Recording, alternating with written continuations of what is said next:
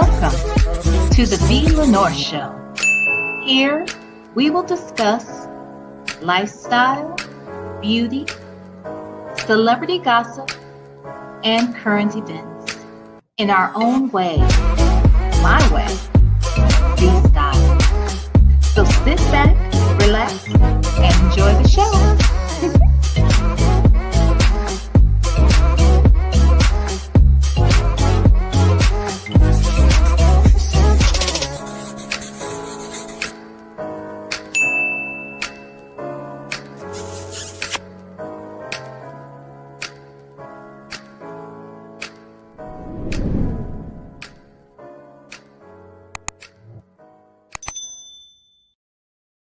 Well, hello, lovers. I hope you guys are well. It is, let me see, wait. Okay, so it is legitimately still Saturday. Okay, it is still Saturday. What's today's date? The 31st? It is still Saturday, the 31st, all across this country. Okay, for at least another 15, 20 minutes. Okay, and then it will only be Saturday in most parts of the country, okay, for about another hour. You see what I'm saying? You see how that works? Anywho, all I know is it's Saturday night and it's going to be Saturday night for at least another 3 hours around here, okay? So since it's Saturday night, I ain't got shit else to do. And I just want to test the waters to see what's it going to look like if I start going live late. Huh? What's it going to look like? That's what I need to know. Okay. Now, I hope you guys are doing well, though. Regardless, hope you had a great Saturday. Okay. Mine was uneventful and I was okay with it. Okay. I was okay with it, to be quite honest with you. But tonight, while it is a Saturday night and it is late, I really do not expect that we will get through everything I want to talk about tonight as it pertains to Tory Lanez and Megan Thee Stallion. Okay. So with that said, we will probably have to do this in two parts because I just want to take a fine-tooth comb and just rake through this shit. You know what I mean? I just need to just, comb through it. Comb through it. I went to school with a bunch of white kids, growing up all through high school.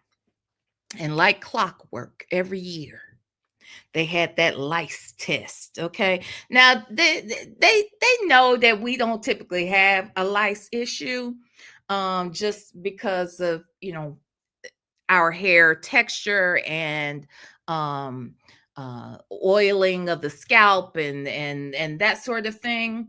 Whereas the white folks, they tend to have a problem every year. When I was look, I ain't saying all of them. I'm saying there was a problem. Okay, there was a problem. And I remember hearing about them having to take some shampoo home and then they had to comb through it. I think they had a special kind of comb. Maybe they didn't. Maybe it was just a regular comb. I don't know.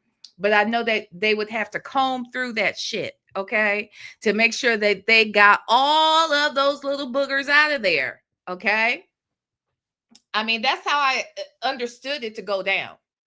So, tonight we're gonna treat this shit like a blonde-haired head of lice, and we are going to comb through this shit and unpack it, okay? And I am sure that we all are not going to agree, and that is okay, okay? All right? We are not all going to agree on the findings, okay? We will all look at the same thing and we may see and hear different things, and I'm okay with it. I want you to be okay with it, okay? Because I do have an opinion. I do. And the opinion I have actually has never changed. It's always been the same. So if you've ever heard me talk about this in the past, then you would know my stance. If you haven't heard me talk about this in the past, well, you'll find out very quickly where I stand. But just because I have an opinion about something doesn't mean that I can't still learn something tonight or hear another perspective and give it a consideration. I hope you'll do the same with me. Okay? And it's just going to be a little friendly little conversation as we, think critically. Okay? And really consider everything that we have to work with. All right. With that said, let me say hi to y'all in the chat. Hey, Bella.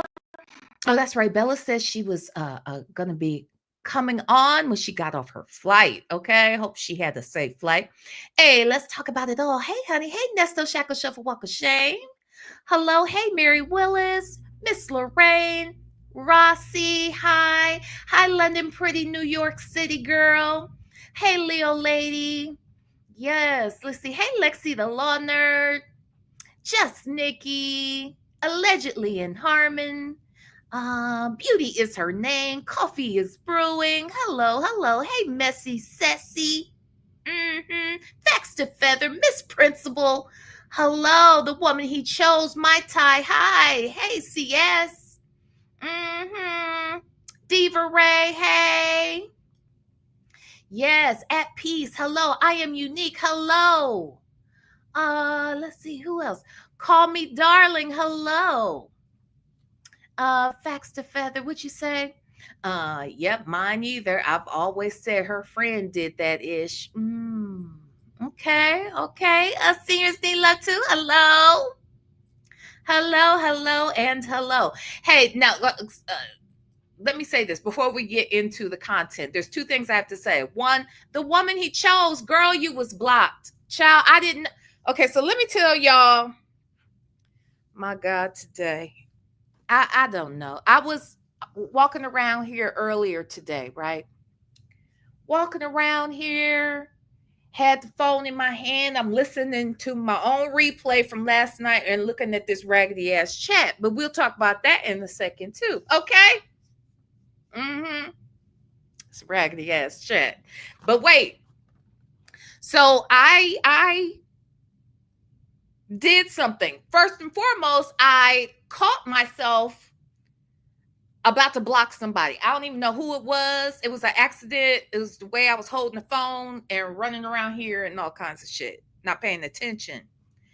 And in the midst of me noticing that I almost blocked the person, I hurried up and, caught the unblocking of it all, right? But then I realized I had been holding the phone like that for a minute. So I'm like, wait a minute, did I? Like, I hope I didn't block somebody else. So anywho, long story short, I went and looked in the block box. No, I'm sorry. I didn't do that right away. No, I did. Well, before I did that, I started looking and I said, well, I think I just fixed it. Let me just pay attention to what I'm doing right now, and then I'll go check out the block box and see if I see any names in there that shouldn't be in there, right? So I didn't look right away. So I'm sitting here reading the chat and seeing how bad y'all were. Y'all are horrible people, okay? You all are mean and nasty individuals, okay? But we'll talk about that in a second. But nevertheless, I'm looking in the chat and I'm following along. And I realize a lot of people are talking to work in progress in the chat. And I remember work in progress being in the chat. In fact, I remember, I want to say, bottom line is I couldn't find work in progress. I said, what the hell? Where's work in progress? So now I kept trying to go through it. I'm looking.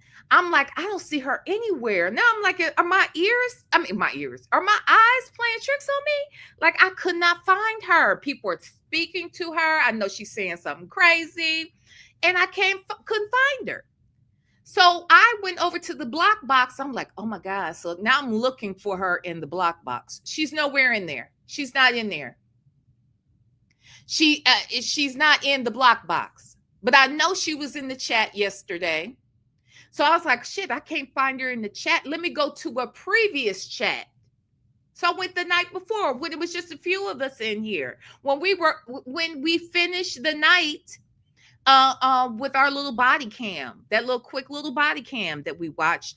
And I remember her being one of the ones that said she was up folding clothes. And I looked and I couldn't even find her there. So I said, oh my God, V, you have blocked her. So I went looking. When I tell you I've been scrolling through, I looked everywhere. I cannot find work in progress. I cannot find her. So then, and I got distracted and just remembered just now that I didn't go back and finish what I meant to do.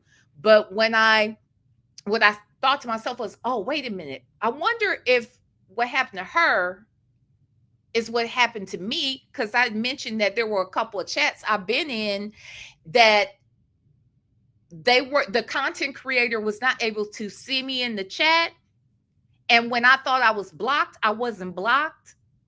So they went to the block box. They didn't see me in there. So they made me an authorized user. So I was like, okay, well, I need to find work in progress so I can at least figure out how to make her an authorized user. And I looked up how to do it, but I looked it up and then I set it to the side and never got around to doing it until just now when I realized, oh shit, I didn't figure out, how to make work in progress an authorized user. I say all that to say, work in progress, baby. Please, A, forgive me. B, drop down. I hope you got a backup page or something that you can drop down and tell us it's you. C, if you are here or if you watch this later, send me an email, please, with a link to your channel, to your profile, so that I can do what I need to do to make you an authorized user so that you are not, so that I can see you, because I don't know what's going on. Okay. Now, I say all that to say, when I was looking in the black box, I went through it like trying to scroll to see, is there anybody else in here that shouldn't be in here? And lo and behold, Paul Little, the woman he chose. The woman he chose, you was in the block box. I think I blocked you one of them times that I accidentally blocked somebody because I looked in there, child. You ain't do nothing, girl. It was me. I just thought you were the woman my thumb chose to block. Evidently, I don't know, child, what happened. I don't know where work in progress is, child. Yeah. So anyway, a mess. So I say all that to say, I'm sorry to both of you, and welcome back, the woman he chose. And yeah, and work in progress. I hope you will get this email or get this message and send me an email. Okay. Oh, geez. Did you know the woman he chose? Oh no, you didn't. You probably didn't even know. So, which tells me I probably did it today when I was holding the damn phone all crazy. Child, I done blocked folks and didn't even know I was. That's why I said if somebody ends up being blocked in here and you don't know why, it's because I probably did it like that. Okay, that's why. So just send me a message, child, and then we shall fix it. But I don't know why I can't find work in progress. Okay, so there's that piece of business. Okay, so there's that. Next, what else did I want to say? I did not call Zoom today. I need to do that. But as I mentioned, if we do this OJ documentary watch, we will probably do it on Zoom. I just need to, I wasn't supposed to call them. I was supposed to test out the Zoom. So I just need to do that. Okay. And if it looks like I can share my screen and watch something on Netflix, on Zoom, then that's what we will do. And if not, then I have to, figure out an alternative. Okay. Okay, so there's that piece of business. All right. Let's see what else. Then there is this piece of business. Thank you so much, Shell, the only A Shell loves. Hey, V mods in chat. Hey, boo. Thank you so much for the super chat. So I did put a goal in here today. Don't feel any pressure, but I do have a goal. And if we meet the goal within the 2 hour frame of time, I will drag. I literally am going to drag Cinda Williams over here, baby, to do a Q&A with the people. Okay, that's it. I ain't gonna interview her. I have done that, okay, a couple times. She been on here a couple other times, and this next time will just be a straight up Q&A. Y'all ask her questions, okay? Now, if you're interested, you're interested. If you're not, okay. Now, there's that. And yeah, that's it. Any questions? Thank you, everybody. Thank you for being here. Okay. Hit the like button. Okay. If y'all don't do shit else, do that. All right. Could you do that though? Oh, shut up, Shell. Yes, tonight's featured drink is the white cranberry peach. Okay.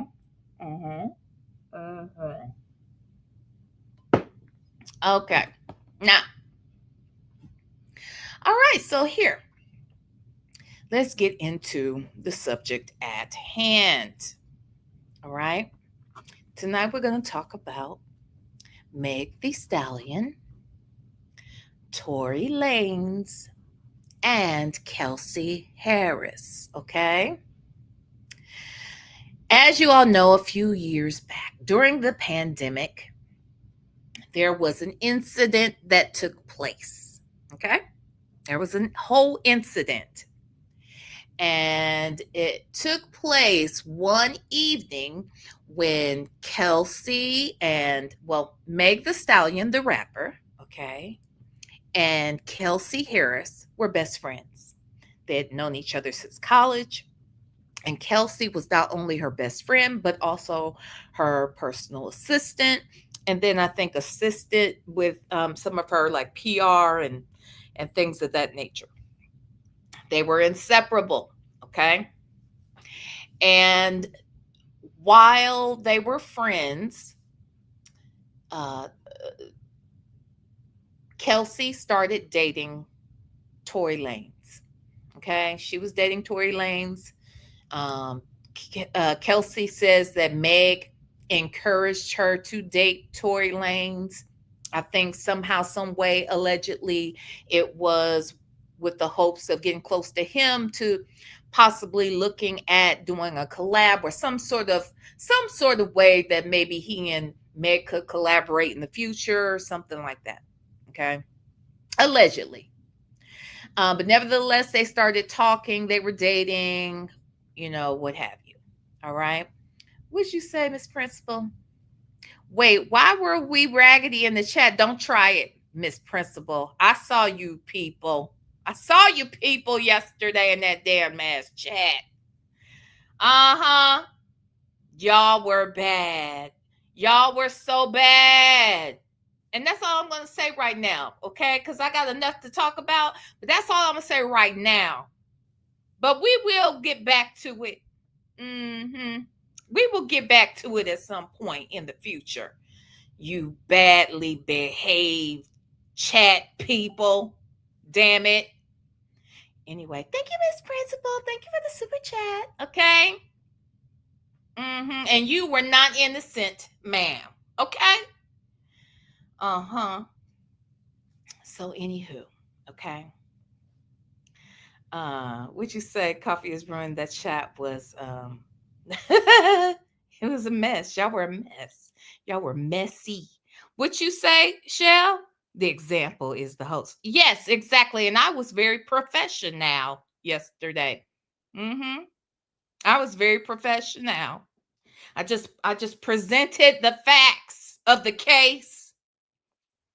That's all I did. You all didn't do that. You all did not follow suit. Okay? Hey, Dimples Wimples. Didn't do it. What you say, Bella? Y'all got to invite me to the ratchet chat. I always no, you didn't miss a damn thing, heifer. No, you didn't miss shit. I synced you. I synced you. You were there. Front and center. Front and center. Not center. Front and center. Miss Principal, what? I'm shocked and appalled. Y'all trying to bury me. Is that your story? Is that your story? Huh? And you kind of kicked it off. What was the shit you said? You the one that kicked that shit off. Oh, I know what it was. I know exactly what it was. And it sent me. When I went back and read it, you Dimples Wimples 5-0 to the 4. You. I don't remember anything that happened in that chat yesterday. Well, I remember what set things in motion. And these followers look to you. You were the leader of the pack last night. I remember what I saw Dimples Wimple say that started shit off with a bang was when I showed the video of Dennis and Dana J. And Dimples Wimples said that Dana J looked as if he were dressed like a grenade.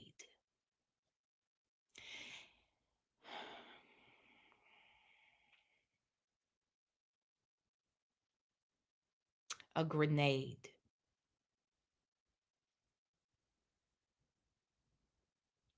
Bella, I remember you most specifically. I believe it was you. Yeah, it was you. I'm certain of it.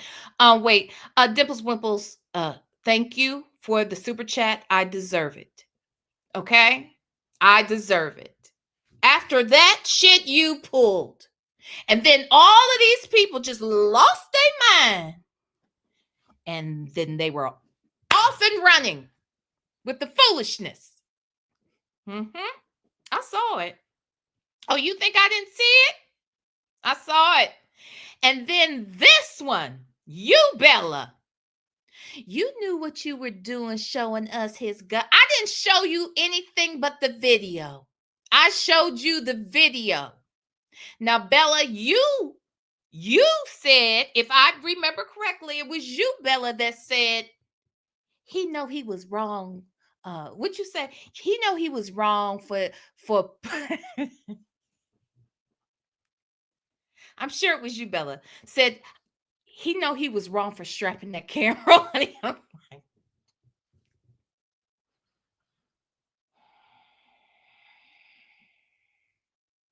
You said he know he was wrong for strapping that GoPro camera on his chest like that.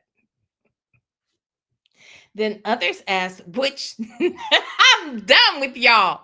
Then one of y'all said, it might have been Dimples Wimples. I don't know what the fuck was wrong with her last night. Something was obviously wrong.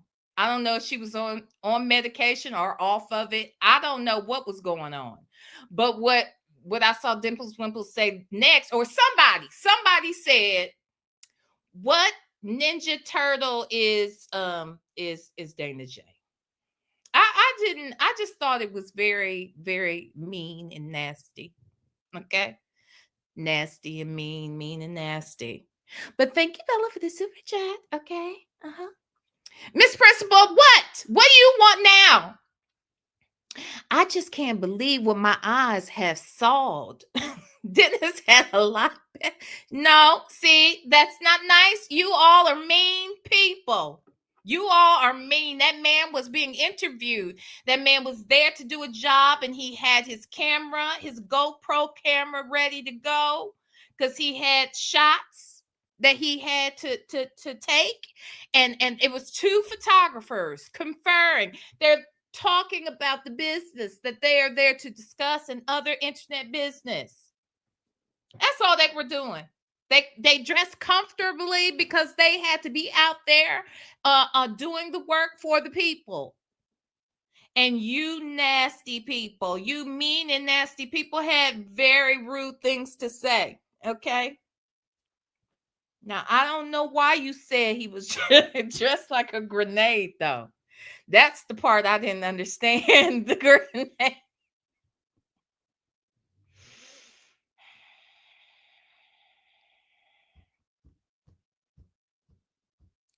Why, Dipples Whipples, why did you say that man dressed like a grenade?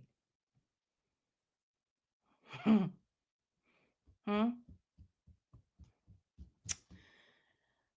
Miss Principal? Miss Principal, see what I'm saying? See how you are? You're still doing this. You guys are bullies. You're nasty and you're mean. Pigs in a blanket. Are you hungry? Huh? Are you hungry? Is that why you're talking about pigs in a blanket? Oh, Lord. Wait, how's my phone just start playing me? Jesus. The devil is a lie. Hold on. The devil is a lie. My God. Okay. Anywho. Thank you, Miss Principal. Girl, what you saying? Damn, Dennis and Dana J. I'm glad I missed that. Oh, you missed it. Oh, you're saying you missed it. You didn't see. You weren't here last night, huh, Shell? That's what we're Shell, you were here too. Shell, you were here. Damn heifers. But thank you, Shell, for the super chat. Heifers. These people right here. Okay.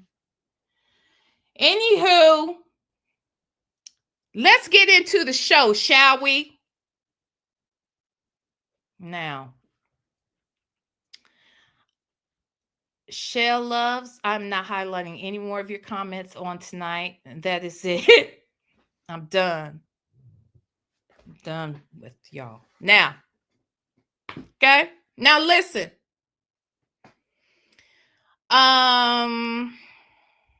Who is Dre 2180? Dre? Is this Dre? Is this Nesto's friend Dre? Huh? Hey Dre. Hey Uncle Dre. Is that you? Okay. Now listen. Tory Lanez and Megan Thee Stallion were out at a party. Well, actually, it was Megan and Kelsey that were over at Kylie Jenner's home for a little pool party at a time during the pandemic when you weren't allowed to have parties. Okay, let's start there. These rich, privileged Hollywood people were having a party while the rest of us were doing social distancing. Okay. When all the clubs and the restaurants and the churches and the grocery stores, when everything was shut down and we weren't allowed to go anywhere, to the movie theaters, to nothing. Okay. We couldn't go to no fairs, no amusement parks. We couldn't do shit. But these heifers, they had to go and have them a little pool party. Okay. Now, they had just filmed the WAP video, that Cardi B and Meg Thee Stallion nasty song, and the video that went with it. And Kylie Jenner was in the video. So during the taping of the video, it's my understanding that Kylie invited Meg and Kelsey to come over a couple days later for a little gathering she was having at the house. Now, during this time, just as a little backstory, Kelsey was dating Tory, right? They had been dating for a few months. But at the very early part of COVID, Kelsey caught COVID. And even though she was dating Tory and they were living in LA at the time, Kelsey went home to Houston, which is, where she's from, and went home and went to stay with family or whatever until she got well. And while she was gone, and I guess she had been gone for, I think, a few months. And while she was at home recovering, her best friend Megan was fucking her man, Tory Lanez. Okay. All right. Do you follow? Are you all following? Okay.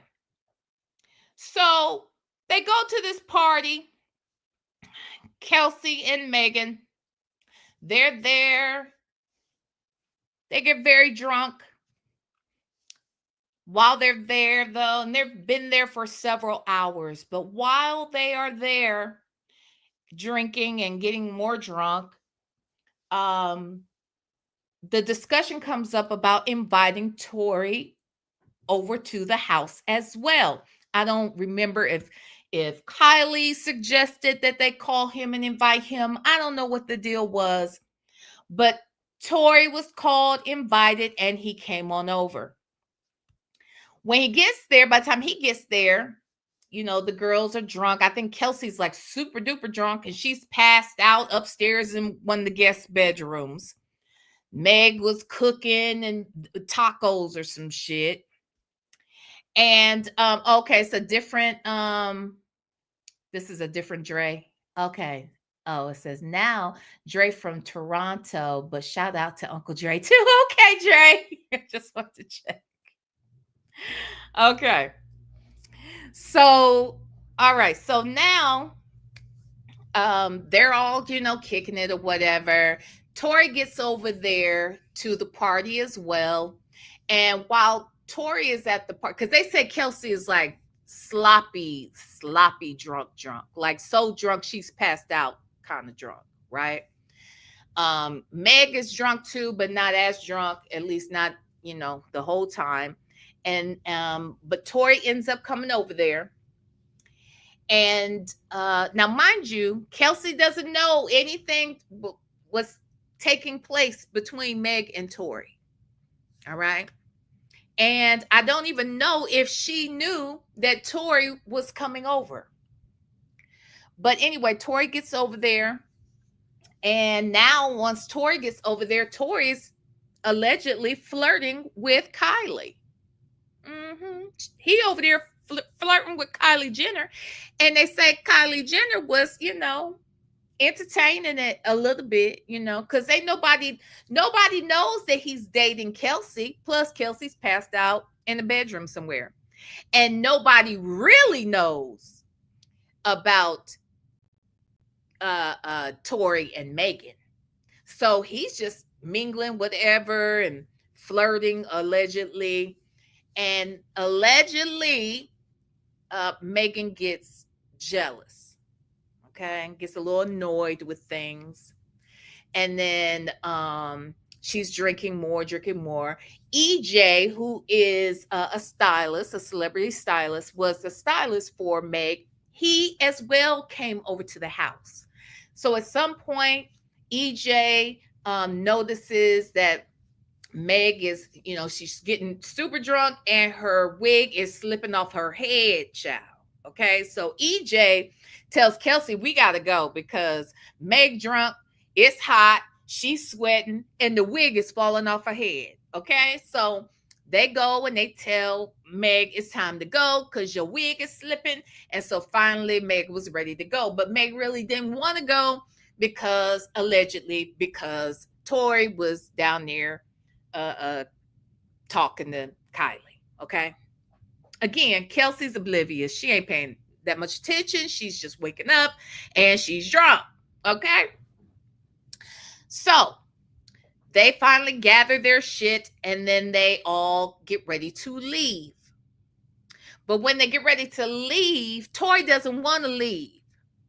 And this kind of ticks Megan off because Meg had rented a house that's right around the corner, a few blocks away from Kylie. So they're thinking they'll just leave and going back to the house.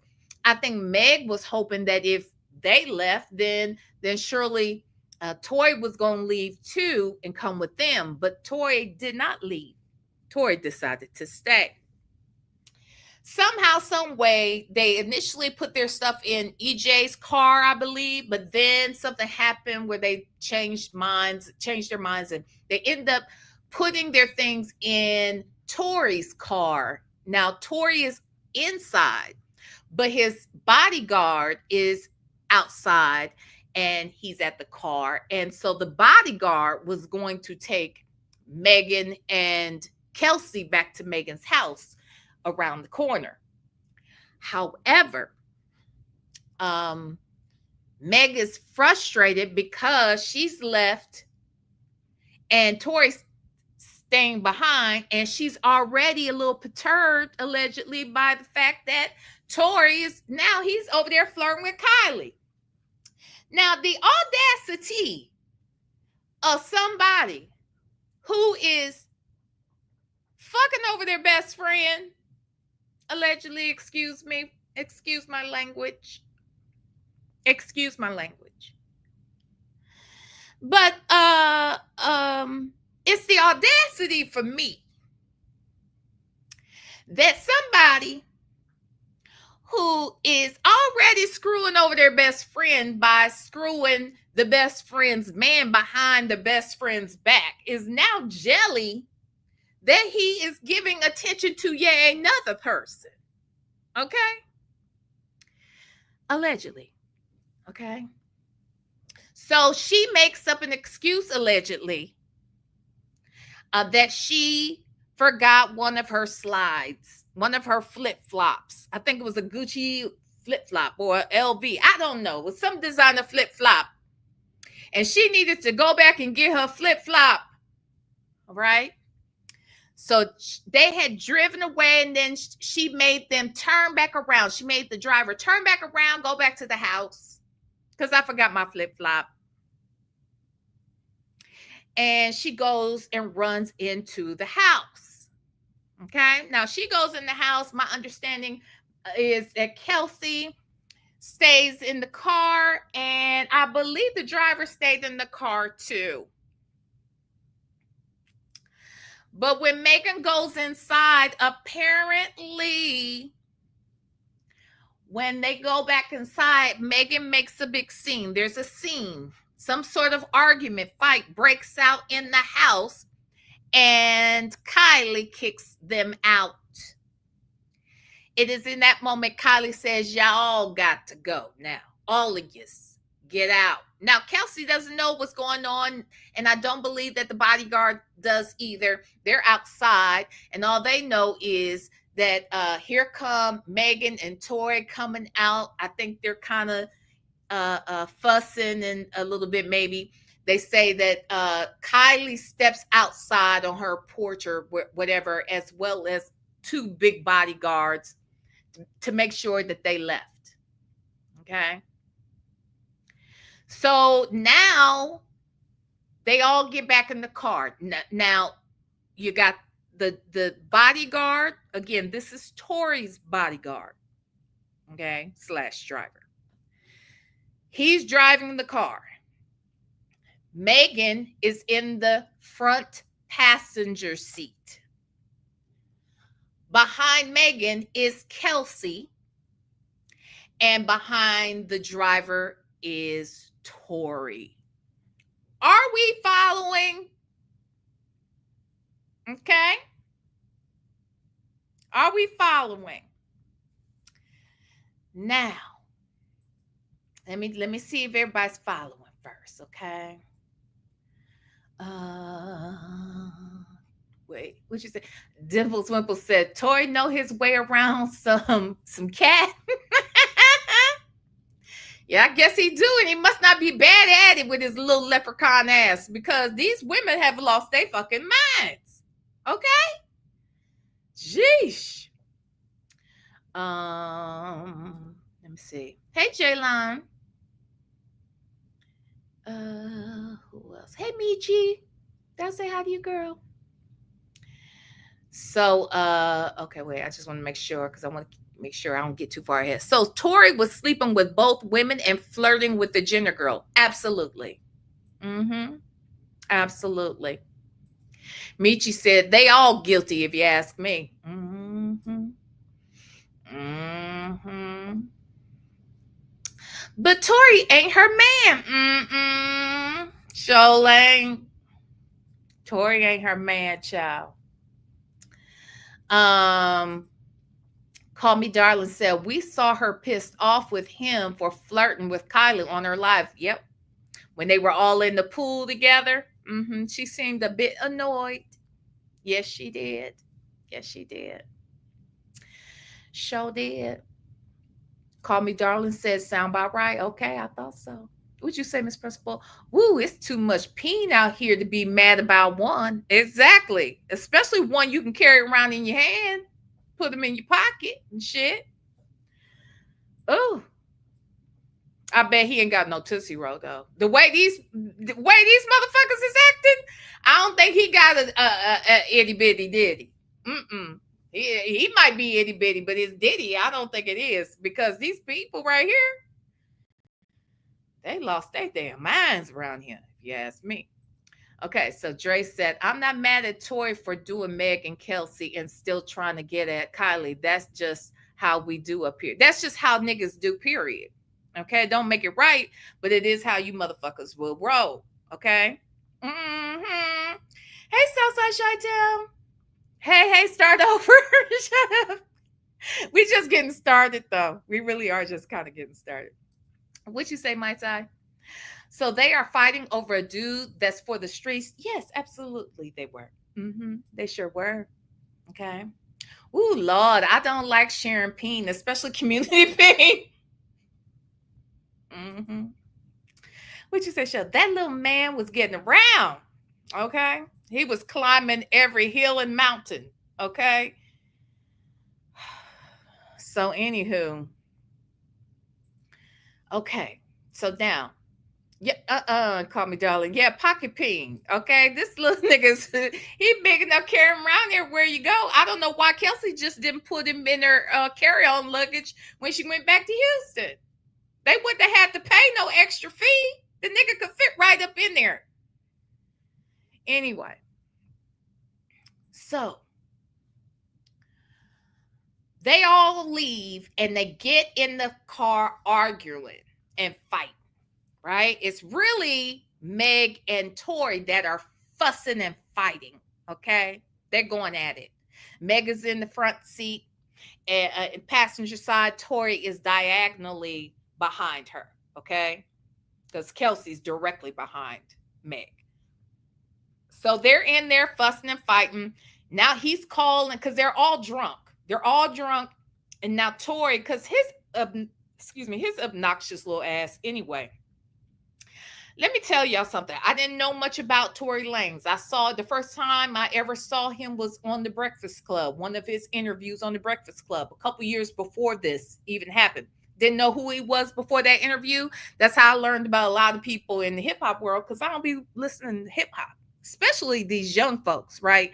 So I don't know shit about you if you ain't mainstream. And at that time, I didn't know anything about him. So anyway, but I did notice that in the interviews, he seemed like an asshole. Like he doesn't, to me, come across like a likable person. He just doesn't. He seems like a little fucking jerk. He does. Okay? So, anywho, I can imagine how they must have been fighting in that damn car. Because now he's calling her out her name. He's like, bitch, this and fuck you. And she's saying fuck you and bitch and da da da da. Now that supposedly they are insulting each other's music and shit, and it's just getting goofy, okay? And now Kelsey is sitting in the back seat trying to figure out what is all of this about. Like, what is going on? But because he's calling Meg out of her name and shit, she's like, well, wait a minute, you ain't gonna be calling my friend no bitches and all this, that, and the other. You're not gonna be talking to her like that in my presence. I don't care what y'all got going on. But get this. The bodyguard / driver says, Kelsey, just stay out of it. They do this all the time. Kelsey doesn't know what he's talking about. What you mean they do this all the time? Because get this. Nobody knew that Tory and Meg were effing around. Nobody but the bodyguard. He knew it, okay? Because he guarded bodies and shit. He got to guard the bodies when Tory go over there to body the Meg, body the stallion, okay? He wanted to body yaddy yaddy her body yaddy yaddy. And so if he's over there doing that, then the driver / bodyguard, he knows about it. So he tells Kelsey, like, Kelsey, just let them go. They do this all the time. So now she's all at a loss, like, what the hell's going on around here? And next thing you know, Tory says, yeah, Meg, tell your best friend what you did. Tell your best friend what you did. So now Meg's trying to shut that down and like not really trying to go there. And she's like, Kelsey, he's just mad, and he's just talking shit, and don't believe nothing he's saying. He's just mad, blah, blah, blah. And next thing you know, he came out and basically, I don't know how exactly he told it, but he said, I've been fucking your dude.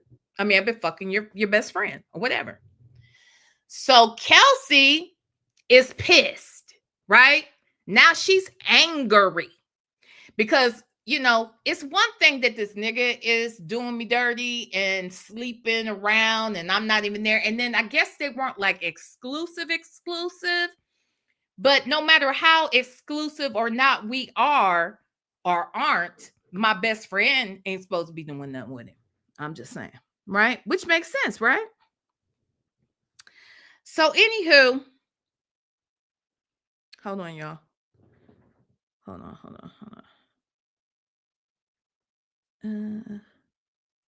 Okay. All right. So when she hears that, Kelsey loses it, because it's one thing, like I said, that the dude is doing dude-like shit, right? The dude is doing nasty F-ish like that. But my best friend, I'm homesick with COVID. Could have been unalived by it. But my best friend is sleeping with my bestie. With my man. That was a problem. So Kelsey is pissed. And allegedly, this wasn't the first time Meg has come behind Kelsey. In fact, they say it's not even the second time. It's more like the third, at least, allegedly. So Kelsey's pissed because Kelsey, 10 toes down for her girl all the time. But she didn't feel like Meg had her back. So she gets pissed. She gets mad. She starts threatening Meg. And then Meg gets mad, and Meg is like, pull over. Let me out of this motherfucker. Like, let me out. I'll walk. So old boy pulls over to let her out. Kelsey gets out, and they allegedly go to fighting. And they say Kelsey was whooping that ass. Now, that's what they say. Kelsey had reached her limit, lost it, and was ready to whoop her ass, and was whooping her ass. And allegedly, in the midst of that, she walked away and threatened to unalive Meg or whatever, and went to the car, went to the center console and pulled out a pow pow, allegedly a pow pow that's normally kept in Kelsey and Meg's luggage. All right. It's a small little compact little pow pow, they say. All right. Allegedly, it's described as something that more than likely a woman would have and not a man. And she went to grab it and she threatened that she was going to unalive her and then shot off the firearm. And Tory tried to stop it and basically somehow pushed her or pushed the gun, or she ends up dropping the gun on the ground. It goes off 3 times in the air. Supposedly they grab her, or he grabs her, she drops the gun, and it fires off 2 more shots. And then they hurry up and get back in the car. But when they get back in the car, everybody's shit, all their seating rearranges. So whereas in the beginning, it was Meg and the driver in the front seats, right? And Tory was behind the driver and Kelsey was on the passenger side. When they got back in the car, Meg and Kelsey were in the back, and now Tory is in the front seat. And the bodyguard, I believe, is who grabbed the pow pow from the ground and brought it back, or I don't know how it got back in the car, but evidently it was found under the driver's side seat. Okay. Then they get pulled over.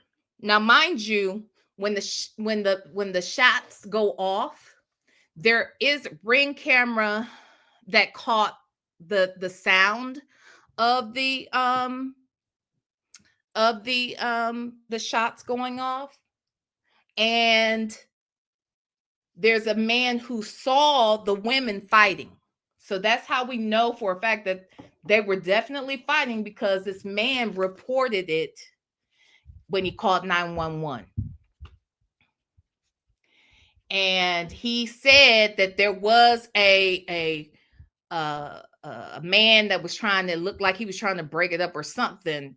Basically, he had one story when he called in, and we're going to hear some of this. This is why I say we're not going to be able to finish all of this tonight, because I want y'all to see what these people were saying, like after that happened, what they were doing when the police caught up to them, because there was a guy that saw some of it. He calls 911. I believe that there were other 911 calls too.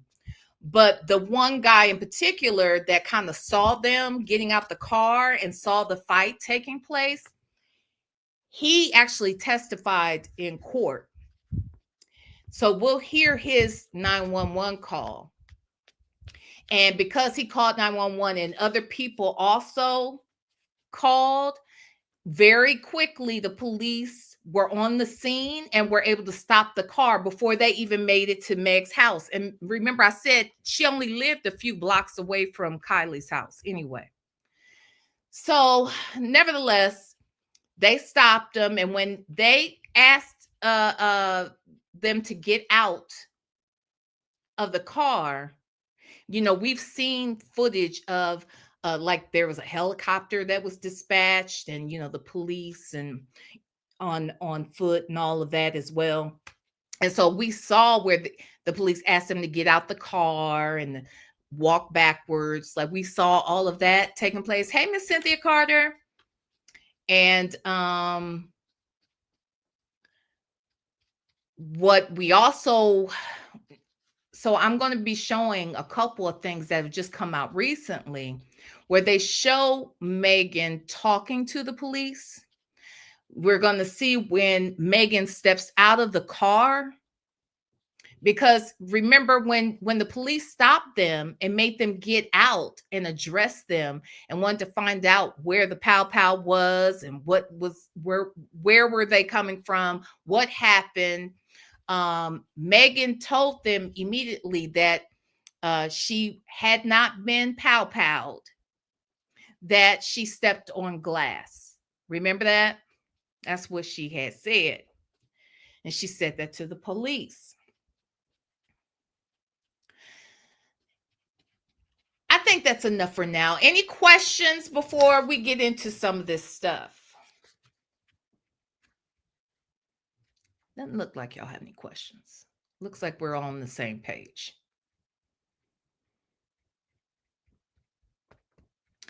So, okay, so now the reason why people are talking about this again is because just recently, because here's the thing, you know, as we all know, and those that don't know, Tory was found guilty of pow-powing Meg. Yet there was no DNA. None of his DNA was found on the pow-pow.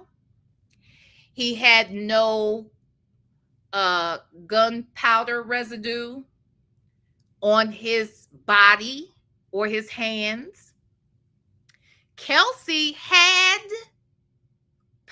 gunpowder residue on her hands, and her DNA was on the pow pow, as well as the bodyguard. But Tory's was nowhere. Now, y'all can't, I just don't understand. I just don't understand. I do not get it. I do not understand why folks don't understand. Okay? Yes, Miss Principal. It's a lot. But to pow someone over peen, you know, here's the thing though. No, it was not.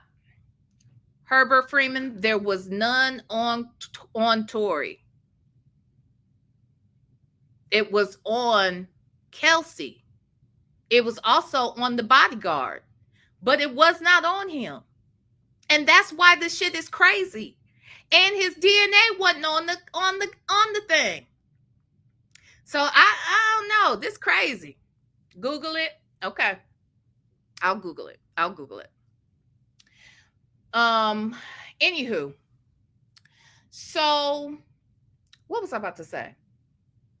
Oh, so just recently it came out that Kelsey's bodyguard overheard after the fact,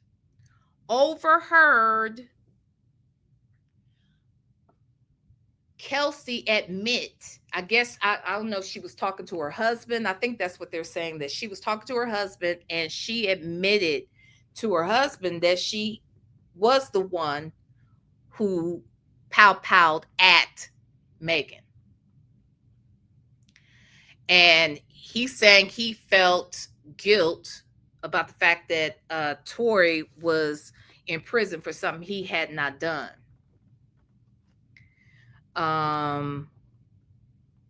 And so that's why, allegedly, that's why he came forward to say this.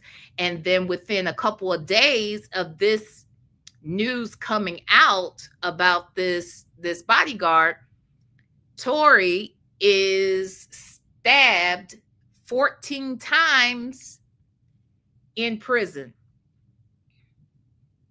14 times. Mm-hmm. Now, here's the other thing. Yes, that is hearsay. But here's the other thing, y'all.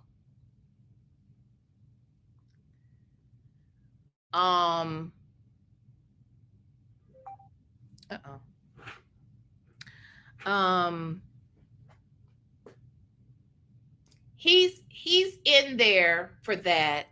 This bodyguard is claiming that he heard Kelsey saying it. Kelsey received immunity. She was given immunity for coming in. Wait, what'd you say, Jay Vickers? That's inaccurate because conviction on a person with no trace on hands, but on other person in car. Mm, yeah, exactly. That part. That part. But Kelsey was given immunity to testify against Tory in that trial. My question is, if I did not pow anybody, why do I need immunity? Why do I need immunity? Why would anyone need immunity? But because she's got immunity, that would have been all the more reason to come out, tell the truth about what happened if you did it, and let that man go home about his business and all three of y'all walk in different directions. So tell me why she needed immunity.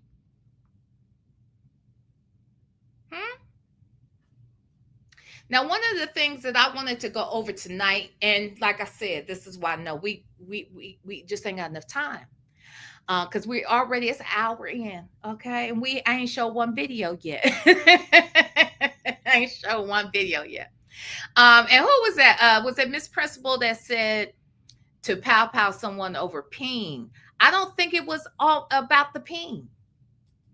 Because again, this wasn't the first time, allegedly, that this has been a situation between these ladies.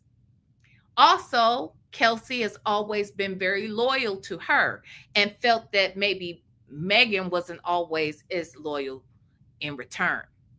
And we don't know the ins and outs of their relationship, and we don't know what other things that went unspoken between them and not known to the public about the relationship as to why that would take someone over the top, like really, make you snap, get them to their breaking point.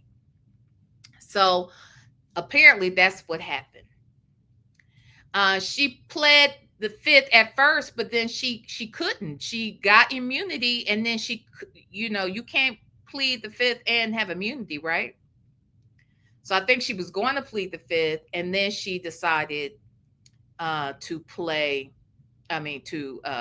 come out. She took immunity, and then she came out, and she said she didn't recall a lot of things when she got on the stand, but she did have an interview that she had with the police, very soon, I guess, after the situation, where she went in there and she told them a very different story, where she described Tory being responsible for the entire situation and said that Tory was the one that fired the pow.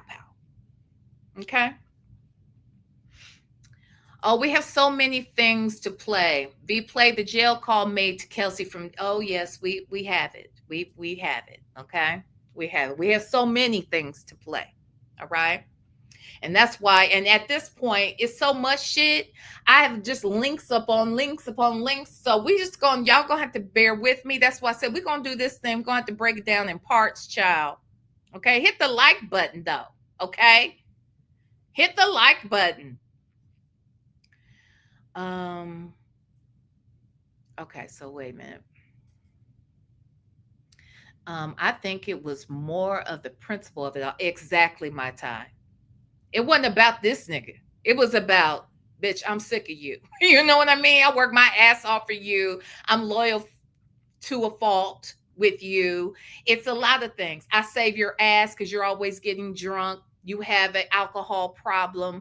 All of that. All of that. So many things. Okay. Coffee's Brewing said, this story gets worser and worser. I'm telling you, child. Okay, so I got that one. How did Tory get the weapon out of Kelsey's hands? Karate chop?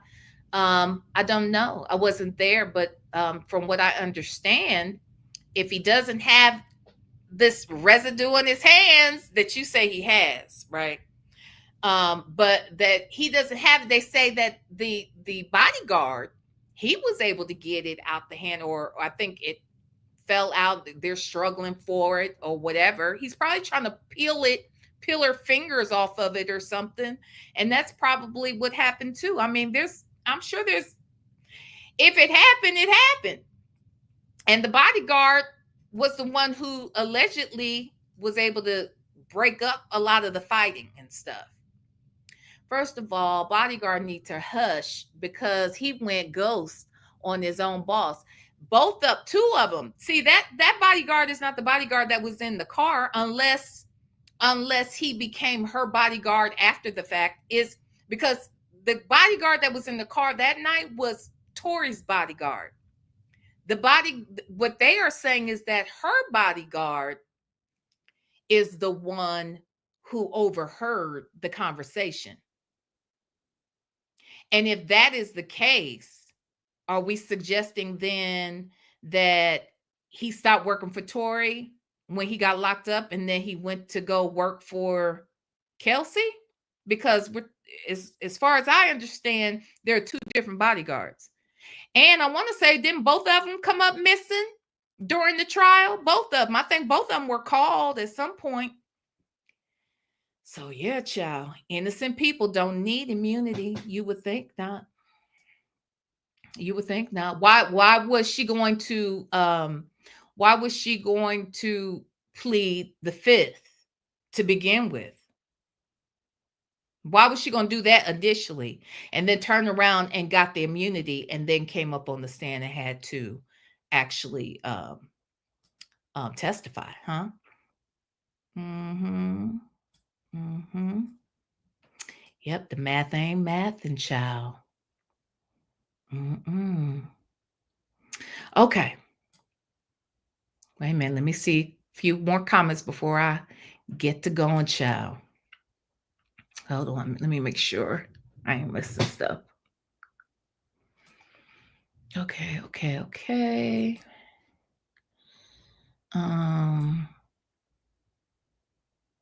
Wait.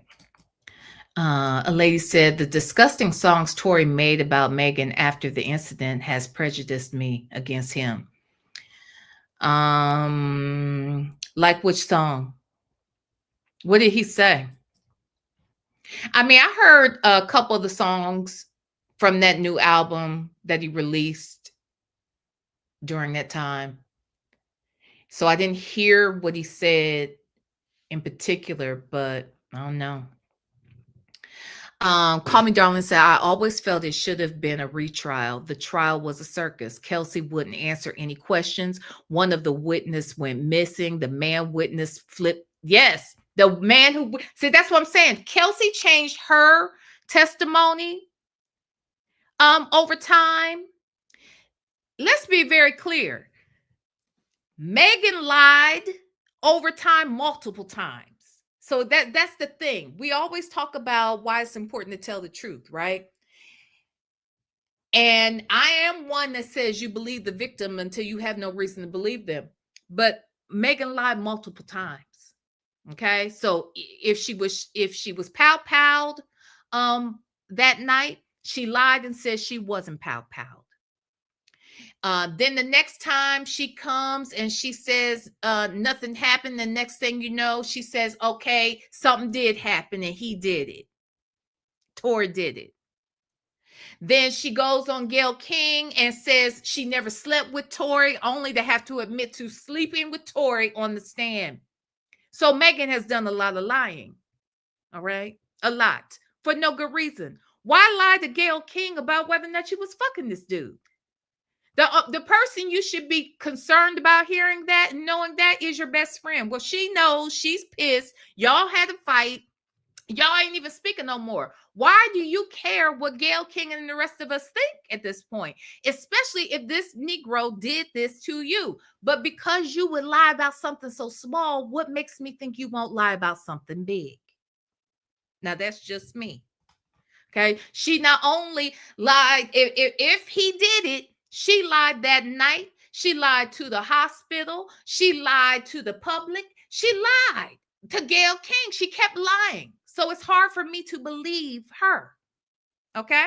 Not that some shit like that couldn't happen. I told you, I think the little leprechaun is a little nasty little turd. I definitely thought he was an asshole. And he probably still is. Hopefully he won't be one. Shit, he done been through enough. Hopefully he get his life all the way right. Okay. But he could be an asshole and still not have done it. He could be an asshole who cheats, who's philandering out here with these women, and he could still be all of those things and not have pow this lady. So there's that. Then Kelsey has lied. Kelsey has lied for sure. So if he lied and said, because he did drop down at some point when people were accusing Kelsey of doing this to Meg, he dropped down or was in Instagram chat somewhere saying, you know, Kelsey didn't do it. All right, because he's over here. I mean, look, so that could be a lie. I mean, that's a lie too, right? If she did do it, then he lied. Everybody, all these mother suckers lied. All of them lied. Kelsey either lied when she went in to talk to the police the first time, or she lied on the stand. At the end of the day, they all did a lot of lying. So they have left it up to us to sort of, you know, make it make sense for ourselves. And again, like I said, we're not going to all agree, and I'm okay with that. I'm okay with that. But, you know, I'm not judging anybody who thinks that he is guilty. And I hope you won't be upset with me, because I don't think he is. I just don't. But we'll get into it. Jay Vickers said, I think Kelsey had the pow and Tory jumped on her to snatch it, and when it went off. That's what he says. Witness said bodyguard broke up women fighting. Sure did. He did say that. He did say that. And he changed his whole testimony when he got on the stand. It's like a lot is going on. And then why this boy get stabbed up like this 2 days after it comes out that this new information is going to come out? Make that make sense. Hey, Val, baby. Oh, excuse me. So there are 2 bodyguards. Thank you, Dre. I thought so. That's what I thought. Okay, Herbert said, oh, then speaking of lawyers, that's another thing. We'll get to that. Herbert Freeman says, Tory's lawyer said he never touched it. That's impossible if he tried to disarm her. It's not really impossible. Depends on how he was grabbing her, we're making a lot of assumptions for us not to have seen how he was trying to get it out of her hands. You know what I'm saying? We just don't. It's not impossible. Depends on how he grabbed her, if he was able to get a grasp of the thing himself, or was he just grabbing her hands you know, you don't know. We don't know how the whole tussle happened, because Tory never testified about it. He never testified. So we don't really know what Tory says happened. She pled the 5th to avoid a civil lawsuit after the truth came out. But then she got on the stand with the immunity, and she kept saying she didn't recall certain things. I don't know. Does he? Does he? Are you trying to be funny? You silly. Aunt Natty, but if he took the pow, then wouldn't he still have DNA on it? Well, that's the thing. I don't know that he had it in his hand to put it in there. I don't know, but they said his DNA is not on that gun. His DNA is not on that thing. And I recall, I thought for sure he didn't have any gunpowder residue on him. Or if he did, he didn't have much. Maybe that was it. Maybe you're right, Herbert, that he had it, but he didn't have a lot. He didn't have a lot, but she had a lot. Now, is that part true? We'll find out. Let's see what we can find out on that in here. But definitely, his DNA wasn't on it. But you would think if he did grab it, I don't know. If Kelsey did it, then why would Tory risk his entire freedom for a side chick? I don't think he was doing that for a side. I think one, because people had this whole snitching thing, right? They don't want to snitch, you know. I guess it was gonna be cool if he told on a woman. I guess shit, whatever. You know, whatever. And I think that he felt confident that they don't have my DNA. They can't. I didn't do it. So I'm just going to let the shit play out. I think that's what he was trying to do. And I do think also he felt guilty that he caused it, because in his mind, I'm the one screwing both of them. I'm drunk. I'm starting to fight. I'm fighting with this girl. Now I got the two girls fighting, and it got so out of control that one grabs a pow to pow the other. And now I do feel responsible. But that is, they don't like to hear that. Nobody wants to hear that or consider that as a possibility. And I get it, Sounds far-fetched, but it's not unbelievable. I honestly never cared enough to have an opinion. Okay. He says she didn't get pow-powed in his lyrics. Yeah, because they all don't believe that he did get pow-powed. We're going to see something tonight that might change your mind about that. I'm just saying. Hey, 501 Queen. Exactly, Jay Vickers, especially a side chick that pinning on him. Yeah, I don't think it was about trying to take up for these people. I think it was more about, look, I probably was doing too much, and I got these people mad, and they fighting so bad. Look, think about it. Even if, I don't know, I think it could be a lot going on there. He could have grabbed her arms or by her torso. That's what I'm thinking, Jay. And then she could swing her body. He little, y'all. Like, don't act like y'all ain't never seen a basketball game, haven't played basketball, and you got to box somebody out. Like, you know what I'm saying? You got to push that booty out. Kelsey's short and little, but she got a booty. And this nigga is itty bitty. So ain't no telling. He probably was trying to get a good reach, and she's, trying to make sure he can't really fully get it. And they're tussling. It could be a lot of things. So I agree with that. Thank you, Jay Vickers. Thank you.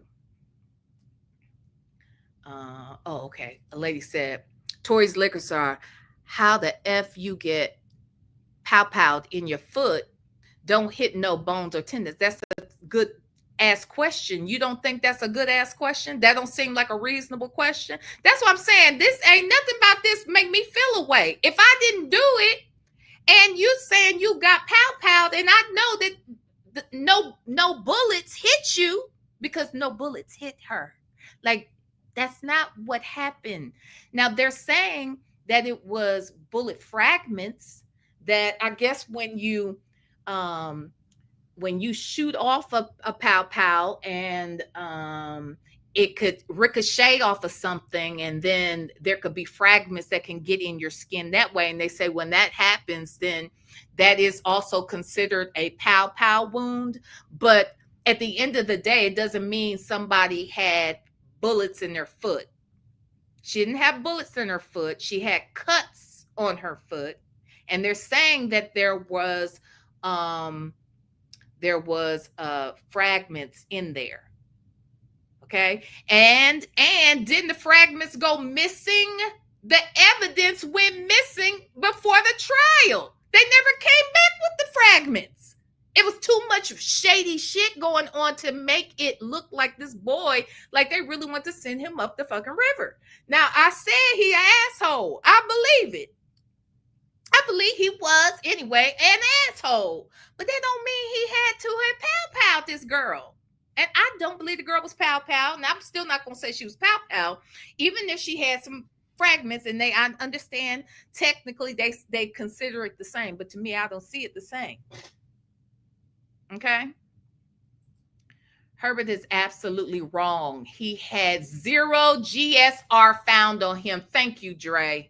I'm like, am I crazy? See, it's the lies for me, okay? Even if you don't think Tory did it, he's still responsible for sleeping with 2 women who are best friends and telling them both, watch them. Yeah, he is, but that's not enough to send you to prison for the rest of your life and then turn around and then you be stabbed 14 times with 2 lungs collapsing. Like I'm sorry.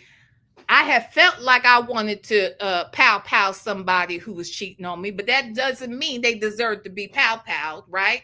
Or they deserve to go to prison because they cheated on me. I mean, come on now. Herbert, you sound weird. Callie Bell, him getting stabbed is business as usual at the prison. Is it? Because I don't think so. I don't think that's business as usual. That was a hit. That was very, very specific. 14 times that they came with a goal. And ironically, the person who did it was the person who is already in there for life. So he had nothing to lose. That's who you get to do shit like that. That was a hit. That was a hit all day, every day. Well, I'm not saying he was trying to protect anybody, a lady 747, but whether he was trying to protect one or not, if he didn't do it, should he be in prison? I'm just saying. 14 times, 7 of which were in his back, 1 to the side of his face, 6 on his side or something like that, and both of his lungs collapsed. That's a lot. That's a lot. Oh, I know, child. Call me darling. I see it. I'm ready. Okay. So we're going to start with this. So when all this stuff came out about this new information, Meg did come out and she had some words for the people. All right. So I'm going to play a couple. We're going to be watching a few things. Okay. We're going to watch a few things. And it's already 1 hour and 25 minutes and we ain't watched the first vid show. My God. Okay. So, okay. Here we go. Motherfuckers is getting denied every time they try to set a motion for a new trial. So they trying to pull shit out the air like, okay, let's do this now. I'm not about to keep going with y'all. Y'all defending somebody who didn't even take the stand and defend themselves. Y'all going back and forth about facts. Y'all could go read real shit. Like, y'all literally believe anything if it's bold and in all caps. Like, go read something that's going to take you a minute to sit down and have a good read. Like, go read something that's going to make you have to do some critical thinking. Not a thing that is curated by bots and blogs that hate me. Like, y'all need to sit down and have a good read. Like, imagine somebody saying that they did not commit a crime and not defending themselves to the T. Imagine y'all saying somebody is following the street code, not snitching. Are you snitching or are you not snitching? Because y'all trying to pretend like Kelsey shot me. Kelsey didn't motherfucking shoot me. And I really wonder why her main problem with me was, you won't tell people I didn't shoot you. I was like, Kelsey, I don't want to talk about this on social media at all. But now you won't even get online and defend yourself. So that really just proves my point. Either you took some money or your life is in danger. Like, why won't you get online and say, bitch, because this is what y'all care about. Y'all care about online because the case already won in court. But y'all care about online. Why would y'all motherfuckers not get up there and say, if you say you didn't shoot me, why won't you get on the stand and say I didn't shoot this bitch? You say it online every day. You figure out how to get your niggas to say you didn't do it. You figure out how to get the blogs to say you didn't do it. But the one motherfucker it would have mattered from was you. You should have said, I didn't do it. Kelsey did it. If she did it, why wouldn't you just say she did it? Kelsey, if you did not do it, why won't you just say, I did not do it? I know who shot me. I said who shot me, and that's why the fuck you in jail. Y'all motherfuckers are dragging it online like it's some new evidence. There's no new evidence. Motherfucking witnesses went missing. Why? I wonder why the witnesses went missing. Did y'all pay them? Why y'all showing up now? Why y'all? All right. So that was number one. So that's what came out, I guess, recently. Let me stop sharing that one so I can close this out, because I ain't gonna be doing a lot of replaying of shit, because there's too much shit to play. Okay, just too much shit to play. All right. I want to tell you here's one of the videos. Actually, no. Let's go here. Statement. That's the jail call. I got the jail call. We're gonna get to the jail call, y'all. Okay, we're gonna get there. Do I want to show this one now? Let's see, which one is this one?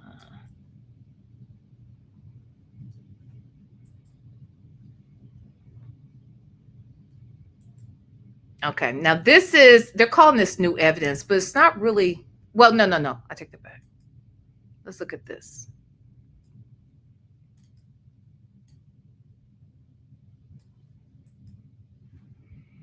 Okay, move this here.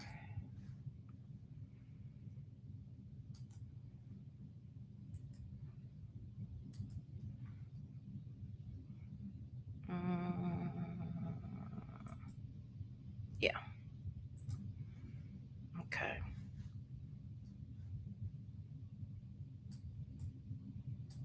Uh-oh. Sorry. Shooting or anything? That's how we got dispatch. Evidence of any shooting or anything? That's how we got dispatch. Well, we have the gun here, and then we have other units. They're searching the house where it happened. So that's all we have so far. So nothing happened in the vehicle. No, we don't have any casings. No. Okay, from what you've been told. And then there's some cash over. Looks like. Was the person who got caught with the other people here that you have the handcuffs? Were they all together? They were all together. Yes, they were all in the same car. Okay. And then, do we know how she got cut? I believe when she stepped down, there's a glass. She dropped a glass bottle, and then I think she stepped on it and cut herself. Okay. And getting out of the vehicle. Okay. So the front didn't cut her. Right. Okay, so you hear that? When they asked her what happened, and we'll get to that video as well. When they asked her what happened, actually, do I have that video? I was looking for the one where they were asking her what happened. And she said that she had stepped on glass. But we'll actually, I have a different video that sort of talks about it. But let's actually, shit. Here, we'll come back to this one. I mean, it's only a whole minute, this thing. We're pretty much at the end of it, but there's something else I want to show you before. Is it right?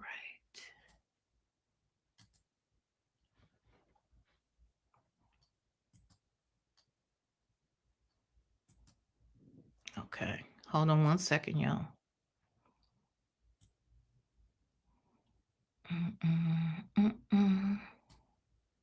Aha.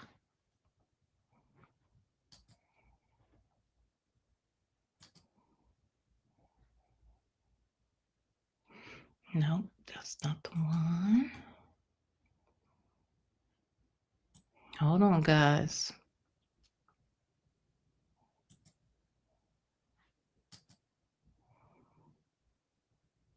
Okay, so these are the shots that we're going to hear. Oh, this is a 5-minute video. Let's okay.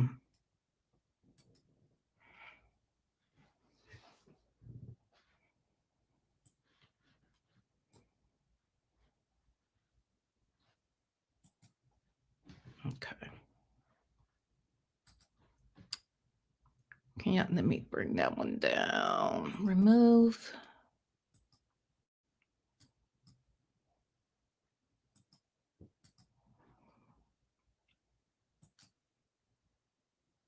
Okay. So this video is from the guy who testified his ring cam picks up the sounds. We'll listen to that here. And then there's I think the call, his 911 call is attached as well, I believe. Well, we have the gun here, and then we have other units. They're searching the house where it happened. So that's all we have so far. So nothing happened in the vehicle. No, we don't have any casings. No. Okay, from what you've been told. And then there's some cash over. Looks like. Was the person who got caught with the other people here that you have in handcuffs? Were they all together? They were all together. Yes, they were all in the same car. Okay. And then, do we know how she got cut? I believe when she stepped down, there's a glass. She dropped a glass bottle, and then I think she stepped on it and cut herself, getting out of the vehicle. Okay. So the front did cut her then. Right. Yeah. Passengers that out of the vehicle.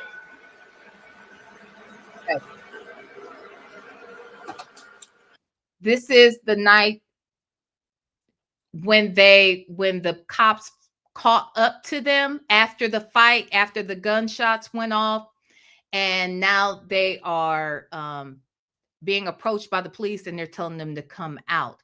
But I want you to pay attention. I don't know if we can see this well from this view, but this is a body cam of the view of one of the officers that's directing him to do certain things.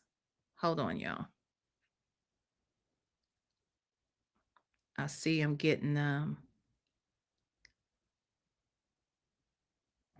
okay. I just got a message, so I see that. Okay. See your hands. Show us your hands. Hold your hands up. Okay? Come out, people passenger with their hands up. Hands up. All right, move back to the sound of my voice. Keep your hands up. Move back to the sound of my voice. Move back. Keep going. Keep going.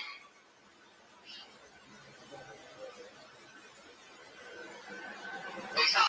Just so we're clear, that is Meg right there. He turns his body a little bit so the body cam can catch her walking backwards. But we're going to see a closer view of when she actually steps out of the vehicle. And we'll do that and hopefully here, if not on this video, the next one I'll try to pull up. Stop. Move to the left. Keep moving. It's right down the floor. Yeah. Move back to the sound of my voice. Move back. Back. Oh, Keep she going. cut herself. Keep going. And so what happened was you were just one ball stick on the left. I really cut on my right foot. I just stepped on glass the other day. So you were already hurt when you got into the room. And then at that point, your friends were running down from the hospital. The incident occurred? The shooting happened? Nah, I don't know that. No? I was just trying to help my girlfriend. 1 second, bro. Stay right here for me, bro. Hey, we got an ambulance coming for her. Okay? Hey, bro, step up right here. We got an ambulance coming for her. All right. Just a quick question. It's gonna be good. Do you have any injuries on you? No, I don't. You need an R. I will come for your friend now, okay? You want to talk about what happened tonight? Your girl to safety? The Escalade open and the girl come out and pull open the passenger door and started screaming and yelling at somebody in the car. So the girl who came out of the passenger, you're talking about the front passenger? No, the rear. The rear passenger. So the girl comes out of the rear passenger and she goes to the front passenger? Yeah. And she opens up the car door? Yeah. And then what happens? They start they're screaming and shouting at each other and they start fighting. The two girls? Yeah, I can see one like feet coming out trying to kick her and the other one's fighting and then the passenger gets out. So the girl who does the punching and the kicking is the girl that comes out of the back passenger? Can we stop there? Because I don't want to. I want to I'll tell you, and then I want to go. My son's on his own. Yeah, I understand. And it's loud with the cars. I don't really want to. So basically, the car stopped. The girl in the back got out, started screaming and shouting, ripped the door, pulled the door open, but pulled it so sort of viciously that's why I presume the driver got out. She starts screaming. She starts hitting the girl. The girl then had to start, her feet come out. She starts to kick the girl away. On passenger. They get out, they start fighting here. They start fighting. The driver comes round and tries to sort of break it up. It gets a bit more violent. And between them, the girl then climbs back into the front driver passenger seat. Where's the shorter black guy? He's in the back. He's in the back of the car? Okay. Then the gun. Then the girl shoots it. So she. I'm sorry, what'd you say? The driver's also. Wait, what did he just say? The girl shoots it. Is that what he said?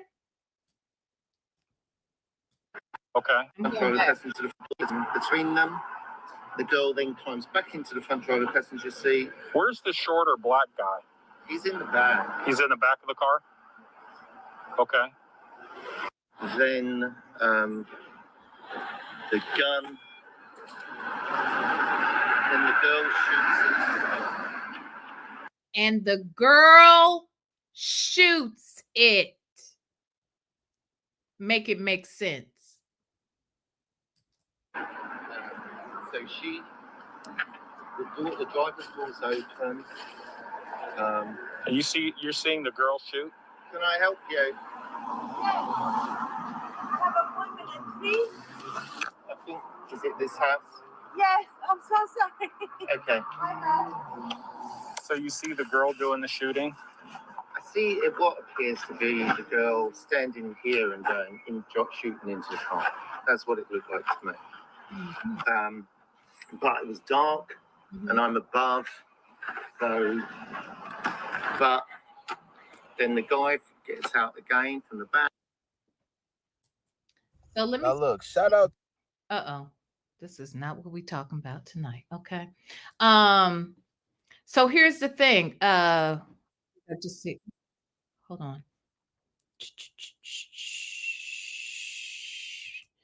So right here, Jay Vickers said, if this is the case, then he got bad lawyers. I don't know that that means he got bad lawyers, because you can have the best lawyers and just not have the best connections. And all of this is alleged, but they say there's a whole machine behind Megan Thee Stallion that were very instrumental in getting people to change their testimonies and to ensure that he was behind bars. In some ways, allegedly, this could be considered somewhat of like and this is not me saying this, but it has been said out here that it could be like a sacrifice kind of situation. At the end of the day, this woman got Woman of the Year because she was allegedly pow-powed in her feet. And I just don't understand that. I will never understand that. And that is not a dig at her. It's like, what the hell are we doing? If your claim to fame is the fact that you were pow-powed in your feet by a man, it does set you up as a martyr in some ways. And there can be a whole campaign behind you now for women's empowerment and that sort of thing. And then there's money behind stuff like that. So all I know is this man just said that the girl, he saw her as the one who was pow-powing. But when he got on the stand, that is not what he said. Yeah, she got Woman of the Year that year because of that. Why else would she have gotten it? Did she do something else? She hadn't even graduated from college yet. I mean, that's very admirable. The fact that she wanted to make sure that she graduated from college while she had this, growing and massive career. But she hadn't accomplished anything that would give her Woman of the Year. Why would she get Woman of the Year? For what? For what? Being an ex-stripper who turned rapper? Is that the only criteria? No. Maybe if you got pow-powed and now you're taking a stand against, pow-pow violence and all of that. I'm just saying. So, wait, what y'all say? Hey, Danielle. Bella said, yeah, I don't get why he's in prison. This case always confused me. It's a trip. Of course it does. They ain't do their homework and pull this interview and witness. They pulled the interview. They knew it. But see, I think they tried to impeach these people when they got on the stand. I honestly think that eventually Kelsey did feel, because I believe she's responsible, right? Now, while I say she's responsible, this is the part where I don't fault her. I don't fault the anger that she felt. I don't fault that.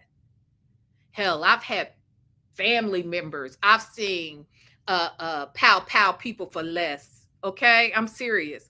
I've seen people being very angry about, I've seen people respond in a very violent way because their emotional intelligence is just not, it's gone haywire because of some really traumatic situation that they dealt with or some, you know what I mean? So I've seen people get so angry. I've been so angry that if a pow was around me, it might get used. Does that mean that that's who I am, or that's how or that I believe that's how you solve conflict? Absolutely not. But I've also known when I haven't been thinking straight, thank God I didn't have a weapon around me because I might want to lose it. You know what I'm saying? So that part I'm not tripping that she got to that place. I don't respect, however, if you did this and you allowed this man to go to prison knowing he didn't do something that you're responsible for doing, even if he is an asshole and just that does not mean he needs to be in prison if he didn't do it. So anyway, hold on, y'all. Make sure. Let's see. Jay Vickers says, so you saying Rock got him? I ain't say that. I know that's what he says. I know that's what his daddy says. I'm not saying that. I'm saying there's a machine. Okay, that's what I'm saying. I'm not saying it's definitely, are they? I'm saying there's a machine and there's money in it. You know what I'm saying? There's money in some of. Look, let's be clear. Jussie Smollett, he fabricated a whole situation. Why did he do that? He did that because that was going to bolster him up to be a new leader, to have a cause that was going to make him skyrocket even further. His star power was going to skyrocket even further had he gotten away with that shit. That's why he even tried it. So here is a situation that actually did happen, but if you manipulate what was going on, then maybe you can make money with that new narrative about who she is and what this means for her and what she can do with it. Otherwise, they look like a bunch of raggedy ass, ghetto ass niggas out here with just don't know how to act. And this white woman had to kick y'all out of her fucking house because y'all don't know how to fucking act. And then you out here shooting off pow-pows and stuff in this nice, rich ass white neighborhood. Just a whole bunch of reasons why this wasn't going to be good for business for any of them. You know what I'm saying? So it's like, come on now, like look at the whole big picture. Look at the whole big picture. And let me say this too. I know, look, I get this whole situation, the shit that's going on with Milagro Grams. and people saying how, you know, she's out here caping for him and he's not supporting her back the way she was out here supporting him and what have you. And that may be true, and there may be some truth behind that. And she probably, I get why she's frustrated, because she had a lot on the line, because she really did go after him. I mean, after Meg, and talked a lot of shit and did a lot of exposing and that sort of thing. But you have to understand that Megan was very, very touched in her spirit by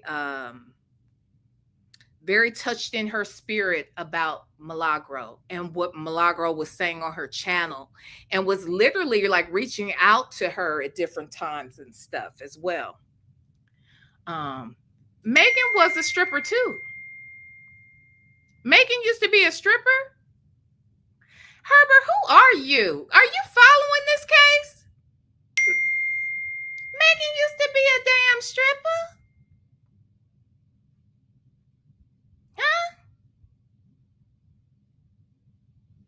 So, oh Lord, child. Oh my Lord, y'all. Hold on, y'all. My God. Hold on, y'all. Okay, all this stuff is getting on my nerves. Okay, y'all. Oh my God. Oh my God. Anyway. Okay. Jesus. I'm sorry, y'all. What was I about to say? Oh, that's one of the things I wanted to show as well.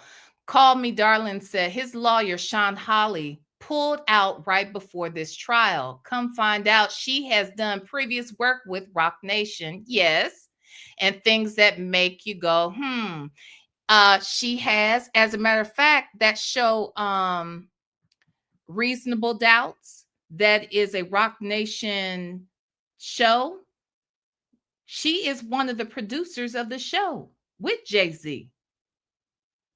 And she told him, allegedly, she told Tory that he needs to take the plea, that he's not going to be able to win this case. He needs to take a plea. Tory said, I'm not taking a plea for something I didn't do. And she quit on him. And sure enough, he did not win the case. It's a lot of shit that's funky about this. A lot of shit's funky. OJ supportive lawyer Miss Holly went ghost on tour. Yeah. Yep. That was, Sean Holly. Sean Holly used to be, you know, she was a protege to the great Johnny Cochran. Yeah. Danielle said, remember how hostile Kelsey was on the stand? That never made sense to me. Well, I have her interview that she had. It's long. It's 2 hours. And I was going to get into it, but I don't think we're going to be able to really get into that because it's 2 hours in and we ain't got through some of this shit. But we're going to come back and watch it. We got to dig back into this damn case. I'm here for it now.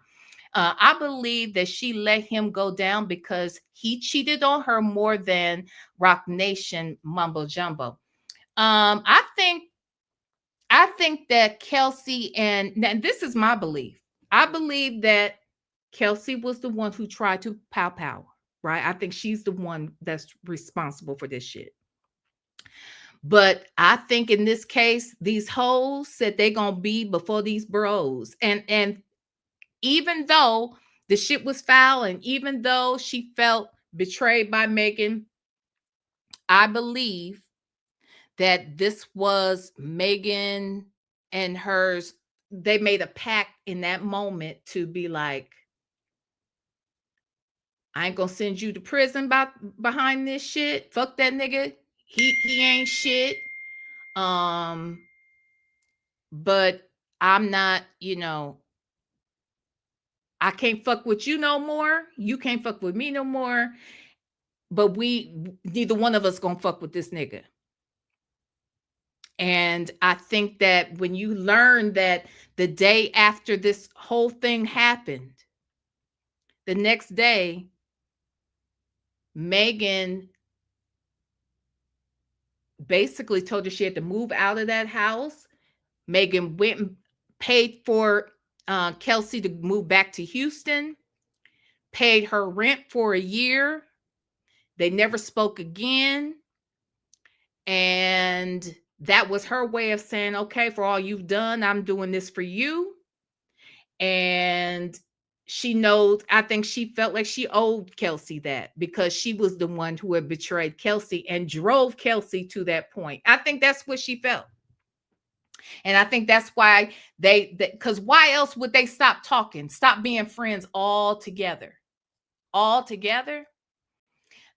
I'm Unique said he was going anyway because of the charge, right? Yes, I think so. I think there's a possibility that he could have, because I don't know if that was his pow or is it because he's a felon and he shouldn't have been around one or something like that. That's the part I don't know for sure, but it did have something to do with that firearm in there. But my understanding was that wasn't his firearm. But anyway, hey, baptize that ass. Tory was messy in the truck to pin the girls against each other. Yes, he was instigating and putting 10 on pump 2. Right. Very true. He's an asshole. He's an obnoxious jerk of an asshole. I stand on that. You know what I'm saying? Meg silenced her, didn't she? Yes, she did. That's what I believe. Yes, Meg was a scripper. She sure damn was. Herbert don't know what the fuck he talking about. I don't even know why he is in here, child, because he is not offering up any good information. Okay? Let's stick with the facts. V, is that the preacher man trying to go over tomorrow's sermon? No, he in bed. I just talked to him not too long ago. He in bed, child. Child, you kidding me? It is 10:30 here? Shit. That means it is 1:30 a.m. where he is. Ain't no child, he been asleep. I talked to him, it was 9:45 his time. He been asleep. Oh God. Yeah, he's totally messy. Okay, Herbert. Okay, she wasn't no scripper. Jay Vickers, the police interrogation interview with Kelsey was crazy because she was free flowing with info, and usually all that jibber jabbing had most of the truth in it. I think a lot of the truth was in it, but in there she did say that he did it, and I think she was. If you listen to it, because I was listening to it again the other day, and to be quite honest, she had written out what she wanted to say. I'm not saying she was reading it. I'm saying she was, I'm not saying she was reading it, but she was definitely trying to stay in the order of events, because every time they would ask her a question, she said, I'm about to get to that part. I'm about to get to that. Just answer the question he asking you. But for whatever reason, that was going to mess up her story in her head. But if you ask me actual facts, I can tell you the facts. I ain't got to tell you the whole story and make sure I tell it in this order in order for you to know it. You know what I'm saying? Just crazy. Anyway. Okay. She wasn't no stripper. She was never a stripper. She attended college and started rapping in 2016. And was stripping too. Okay. And was stripping too. Danielle, and how were they able to keep that Kardashian Jenner girl from testifying? Keep her from it. She didn't want to. And you know, when you rich and powerful, you can get around certain things. Plus, she's going to say she had nothing. Like, what bearing does what happened at her house have to do with the actual event? So they were probably able to work around it. You know what I mean?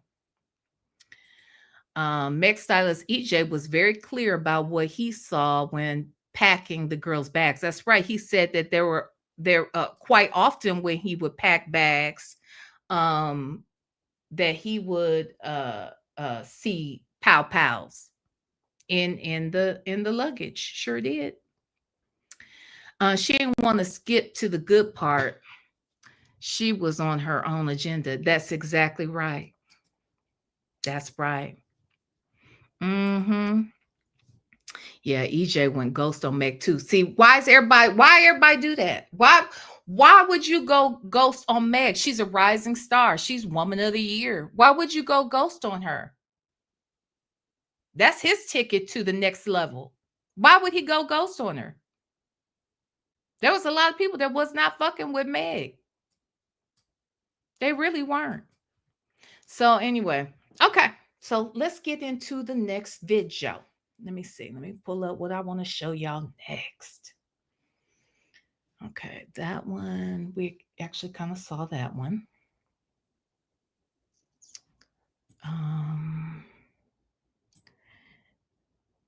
Is it this one? There's so much to see here. Oh, okay. We can watch this real quick because this is this is she a congresswoman? I think she's a House of Representative, Representative Anna Paulina Luna, who is advocating on behalf of Tory at this point, wants to get him out. So let me share this. This is a clip of her talking to TMZ.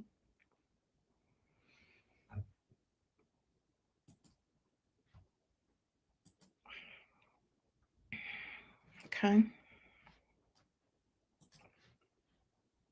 My understanding is you're around some kind of the Foreign Relations Committee, and you're from Florida. Why did you take such an interest in this case? Specifically, how I got involved in this case is I actually am friends with Amber Rose, and she had flagged it for me. And when I actually spoke to the attorneys that are representing Mr. Lanez, they actually presented me with evidence. When I saw the evidence that was brought forward, we're talking about no forensics DNA on the magazine of the pistol, a 0.01 DNA match, which effectively means that he could not have been the shooter, to include there being ring footage that really refutes and dispels the testimony that, you know, he had basically said dance and then fired the firearm. In addition to that, they're also being missing. That's right. There was that part. That's right, because Megan says that what happened was when she stepped out the car. Well, or did he tell her to get out? This is what she's saying. I think she said, no, she said she wanted to get out. And then he said, I'll do something to you. And then he grabbed the firearm. And then he said, dance, bitch, dance, or some shit like that. And nobody heard that. Not Kelsey. Allegedly that didn't happen. And even the guy who was the eyewitness, he didn't hear it.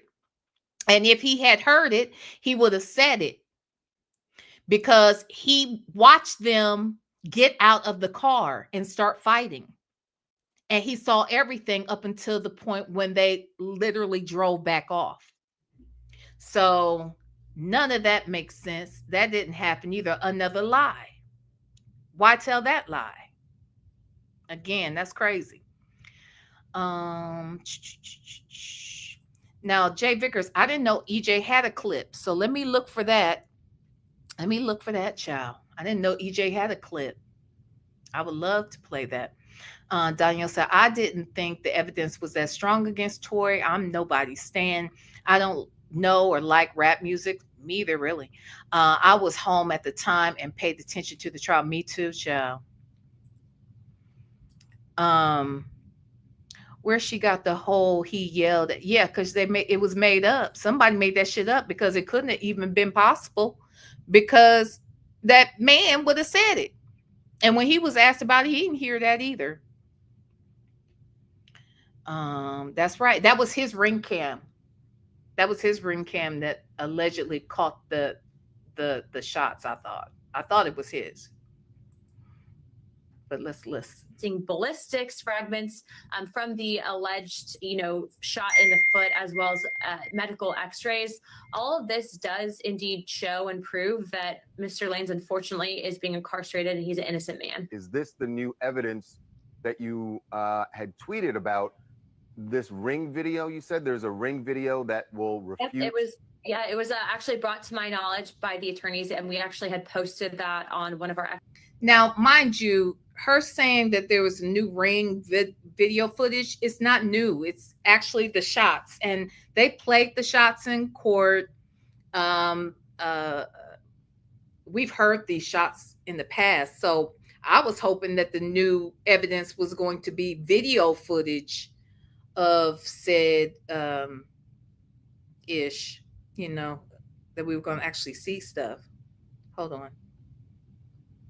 Oh, okay. I see the video. Thank you. I don't want to put you out there, sir. Thank you, sir. Thank you. I'm a check it out and watch that. Maybe we'll come back another day for that one, because I feel like we're gonna have a lot to look at. Platforms that there's allegedly ring video footage that refutes the statements and I would say hearsay comments in court testimony. Have you seen it, and is it going to be released? I'm actually actively pushing for the release of that, and there's also an affidavit that the attorneys have actually shown me already that actually came from, we will be presenting that and posting that publicly for everyone to see in the coming days. If I was the appellate lawyer or the lawyer trying to secure a pardon for him or a new trial, and I had a video showing somebody else shot him, I would I would send that out immediately to the media to create this kind of firestorm to then release. You would get the it. governor's attention. Why wouldn't wait. they immediately release a video if it shows? I mean, because that's the smoking gun, literally. Right. I don't know. Again, as I stated, I haven't seen the footage yet. But what I will say is that all of the information that's been brought forward and flagged to us is also going to be presented if it hasn't already been sent to the governor's office. And I would also say that it's incredibly important for people to realize that the body cam footage, which I'm sure you guys are aware of, has also reported, and the initial medical responding doctor at the ER with Miss Stallion actually reported lacerations, and also to the bullet fragments are missing, meaning that they don't have evidence. When you have very wealthy people involved. That's the other thing, as I mentioned earlier on, they never even had the bullet fragments that they said that they pulled out of Meg's foot. They went missing. So they didn't even have that as evidence. I mean, it's just too much. It's too many problems. It doesn't make sense to me. There's reasonable doubt. That's all they needed, right? There's reasonable doubt. There's reasonable doubt when somebody else has GSR all over them. When somebody put the GUN in their hand.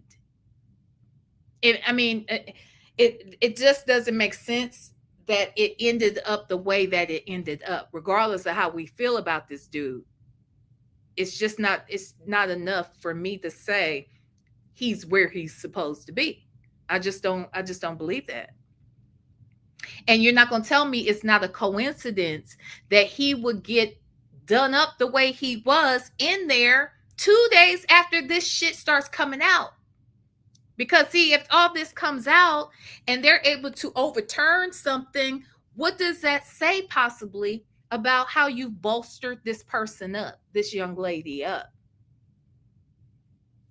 I'm just saying. That he said, she said, evidence goes missing. I mean, this is all something to me that indicates where there's smoke, there's fire, and this screams cover up. And so what I would say is that people need to be very careful about this, because if this can happen to someone like Tory, it can happen to you guys. That's right. It can happen to anybody. And when you got a white woman saying this shit about a nigga in prison. Anywho, okay, let me put that one down. Okay, hold on. Let's see. There's something else. trying to get the shorter things out the way here. So here's what we saw not too long after the situation happened as well. Yeah, I just want to play this. Oop.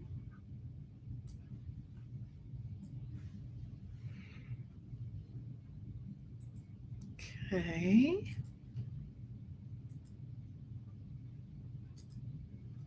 All right. Okay.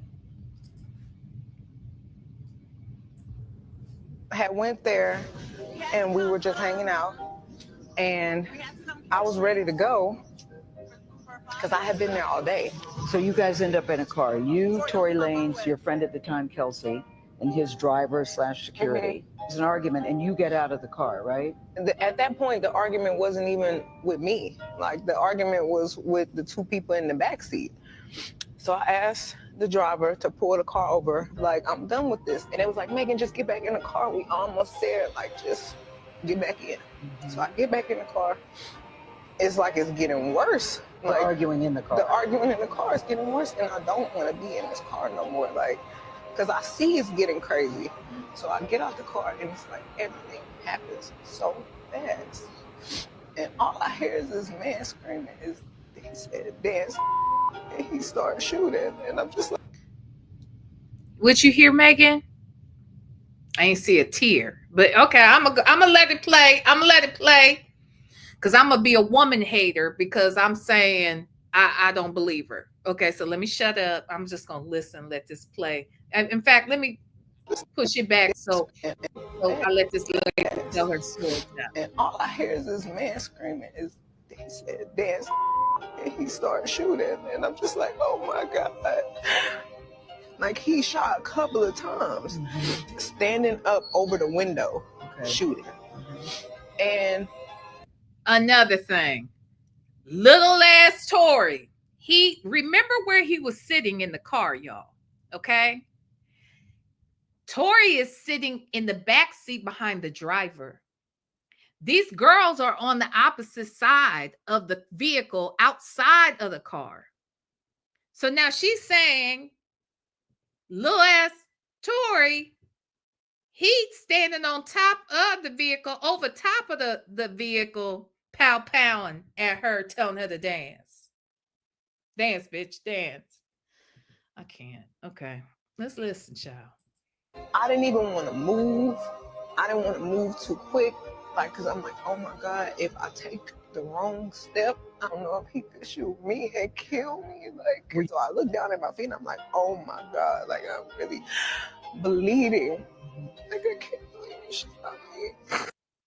I don't see nothing there, down tear, but that's just me and my bad eyes. So there's that. What's the next thing I want to show? Let me see. Okay, this one sounds like we can hear this one a little bit better. Okay, let me show this one again. Seems like the sound is better. This version of the hospital video. And so what happened with the clip? You were just walk on stepping on glass. I have another foot on my right foot. I just stepped on glass the other day. So you were already hurt when you got into an ambulance. And then at that point, your friends were running down doing the stuff.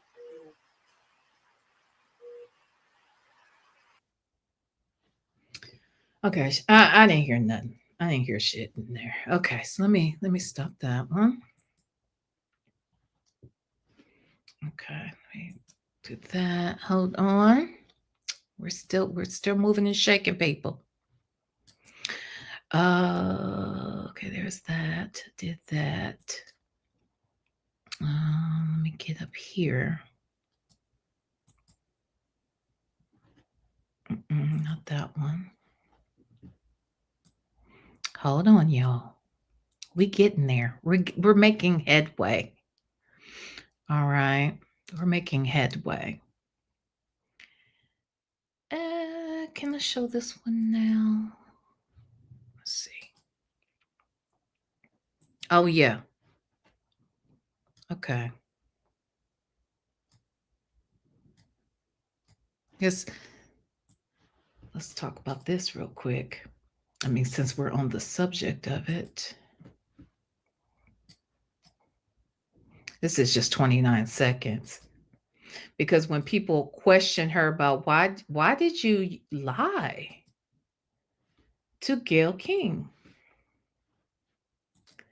She did address this at the time. And this was her reasoning. I lied to Gayle King. I probably know that you're going to ask me about that. I just want to talk about the shooting. Why'd you ask me about the story? That's not what this is about. Even if I was, like once, maybe twice on a drunk night, kept catching me out of my mind. You have an intimate relationship with him? Like sexual? Yeah. Did you, Megan, did you have a sexual relationship with Tory Lanez? Yes, that's my question. I didn't have a sexual relationship with Tory. Why lie? Why lie? Explain that to me, because what you're saying doesn't make sense to me. But let's listen to you say it again. Oh, shit. Who is these people? Yes, I lied to Gayle King. I probably know that you're going to ask me about that. I just want to talk about the shooting. Why'd you ask me about the story? That's not what this is about. Even if I was, like once, maybe twice on a drunk night, kept catching me out of my mind. You have an intimate relationship with him? Like sexual? Yeah. Did you, Megan, did you have a sexual relationship with Tory Lanez? Yes, that's my question. I didn't have a sexual relationship with Tory. Why lie? I mean, you're saying that the detail wasn't that important. So, she sounds like Sonya to me. In this moment, she sounds like Sonya. Sonya say, it doesn't matter if she lied to us about sleeping with Nesto because it ain't none of our business and it ain't got shit to do with nothing. But you came out here wanting us to believe you, but you lied. So that's what I don't understand. Okay? So if it's good for the goose, it's good for the gander. Now, after when the verdict was read and Meg found out about the results, they videotaped her getting the results. Let me share this one. It looks like they're sitting outside of someone's gorgeous home. I'm guessing it's hers or the one she was staying in. And let's listen to this. Count one. They got him for the highest charge. What's that?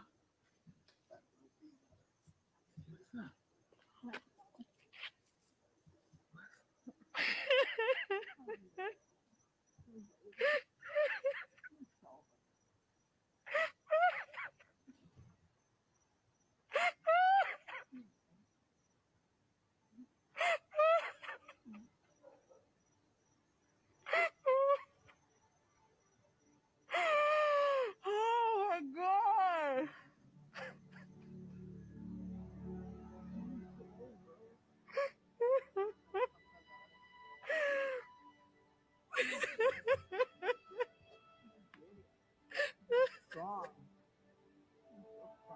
Oh my God.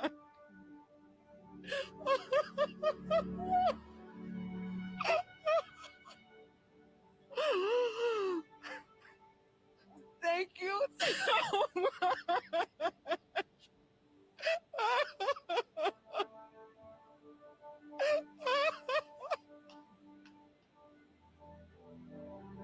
Oh my God. Oh my God. Oh my God. Thank you, God. Like, goddamn.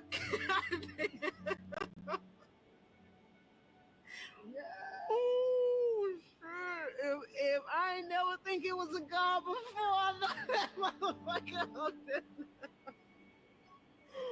Oh my God. Oh. I cannot tell you how uncomfortable that makes me feel. This video makes me feel uncomfortable on many levels for many different reasons. This is just me. This is my opinion. Okay. The first thing is, I don't know if you happy or sad. I don't know when you saw that, were you really in shock because A, you know that you set him up, or B, because you really are relieved, or C, because you know you set him up, you're relieved that it's over, and both. Okay, that's the first thing. The next thing makes me very uncomfortable and frustrated is the fact that she said, "Oh my God, goddamn," and then goes on to say, "If I never knew there was a God before, I know the MF is real now." The who excuse me, ma'am? Excuse me, ma'am? Who's a MF? See, but I'm gonna play it one more time.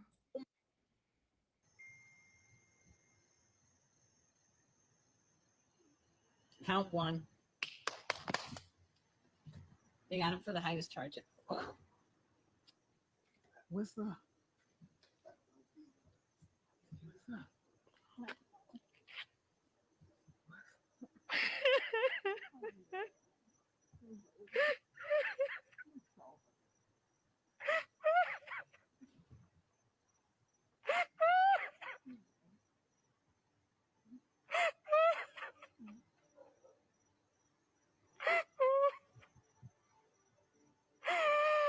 Oh my God.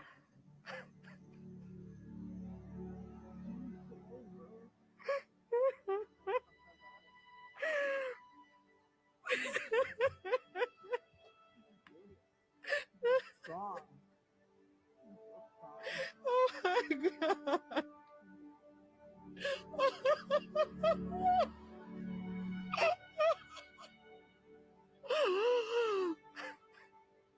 Thank you so much.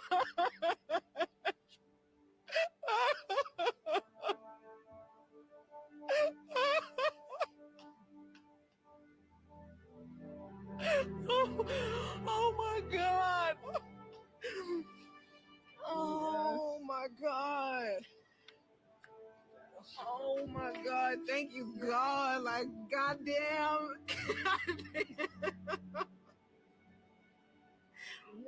Oh, shit. If I ain't never think it was a God before, I know that motherfucker hooked it. I know that MF is up there now. God. Oh my God. Yeah. I'm sorry. I feel a way about that, but that's me and my own personal issues. Okay. Now. Okay, so we got that, blah, blah, blah, and blah. Any questions? Huh? Okay. I want to show you what Megan, oh, I'm sorry. What Kelsey had to say after, when Megan came out and made the speech about what happened and who did what to her and whatnot. And then Tory came out, he gave his stance on what he says happened. Oh, I tell you what, before we do that, let me play the phone call because y'all asked me about the phone call. Let me pull that up. It's right here. So this is the phone. This is the phone call that Tory made from jail to Kelsey the night, either that same night, the same night when they took him in. He called Kelsey. Shout out to Street TV, who was there at the trial every day. And And so this is his video that we are going to be listening to.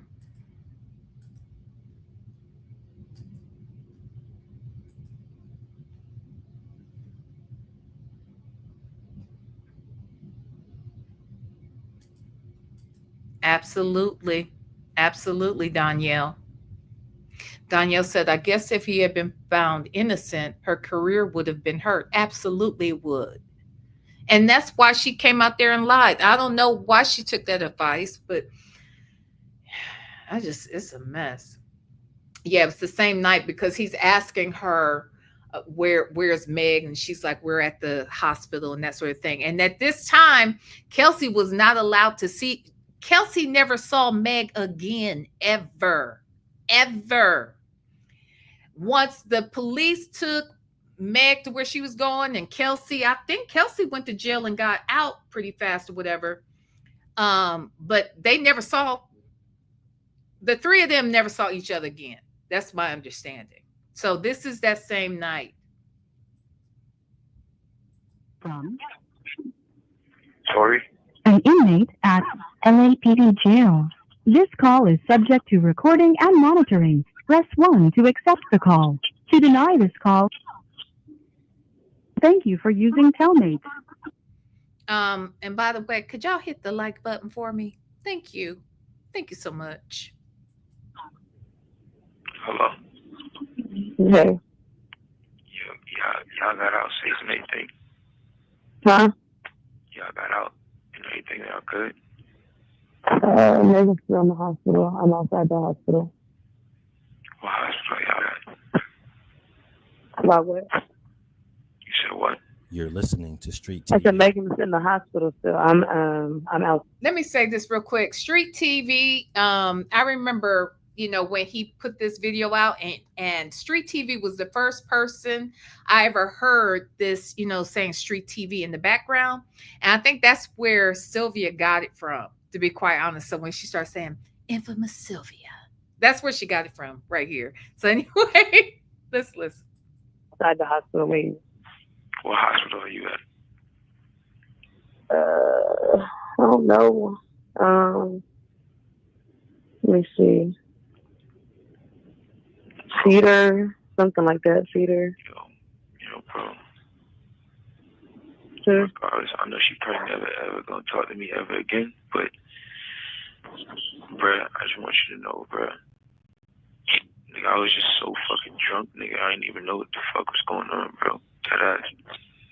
I didn't even know what the fuck was going on, bro. Like, that ass, nigga. I'd never do some shit like that, bro.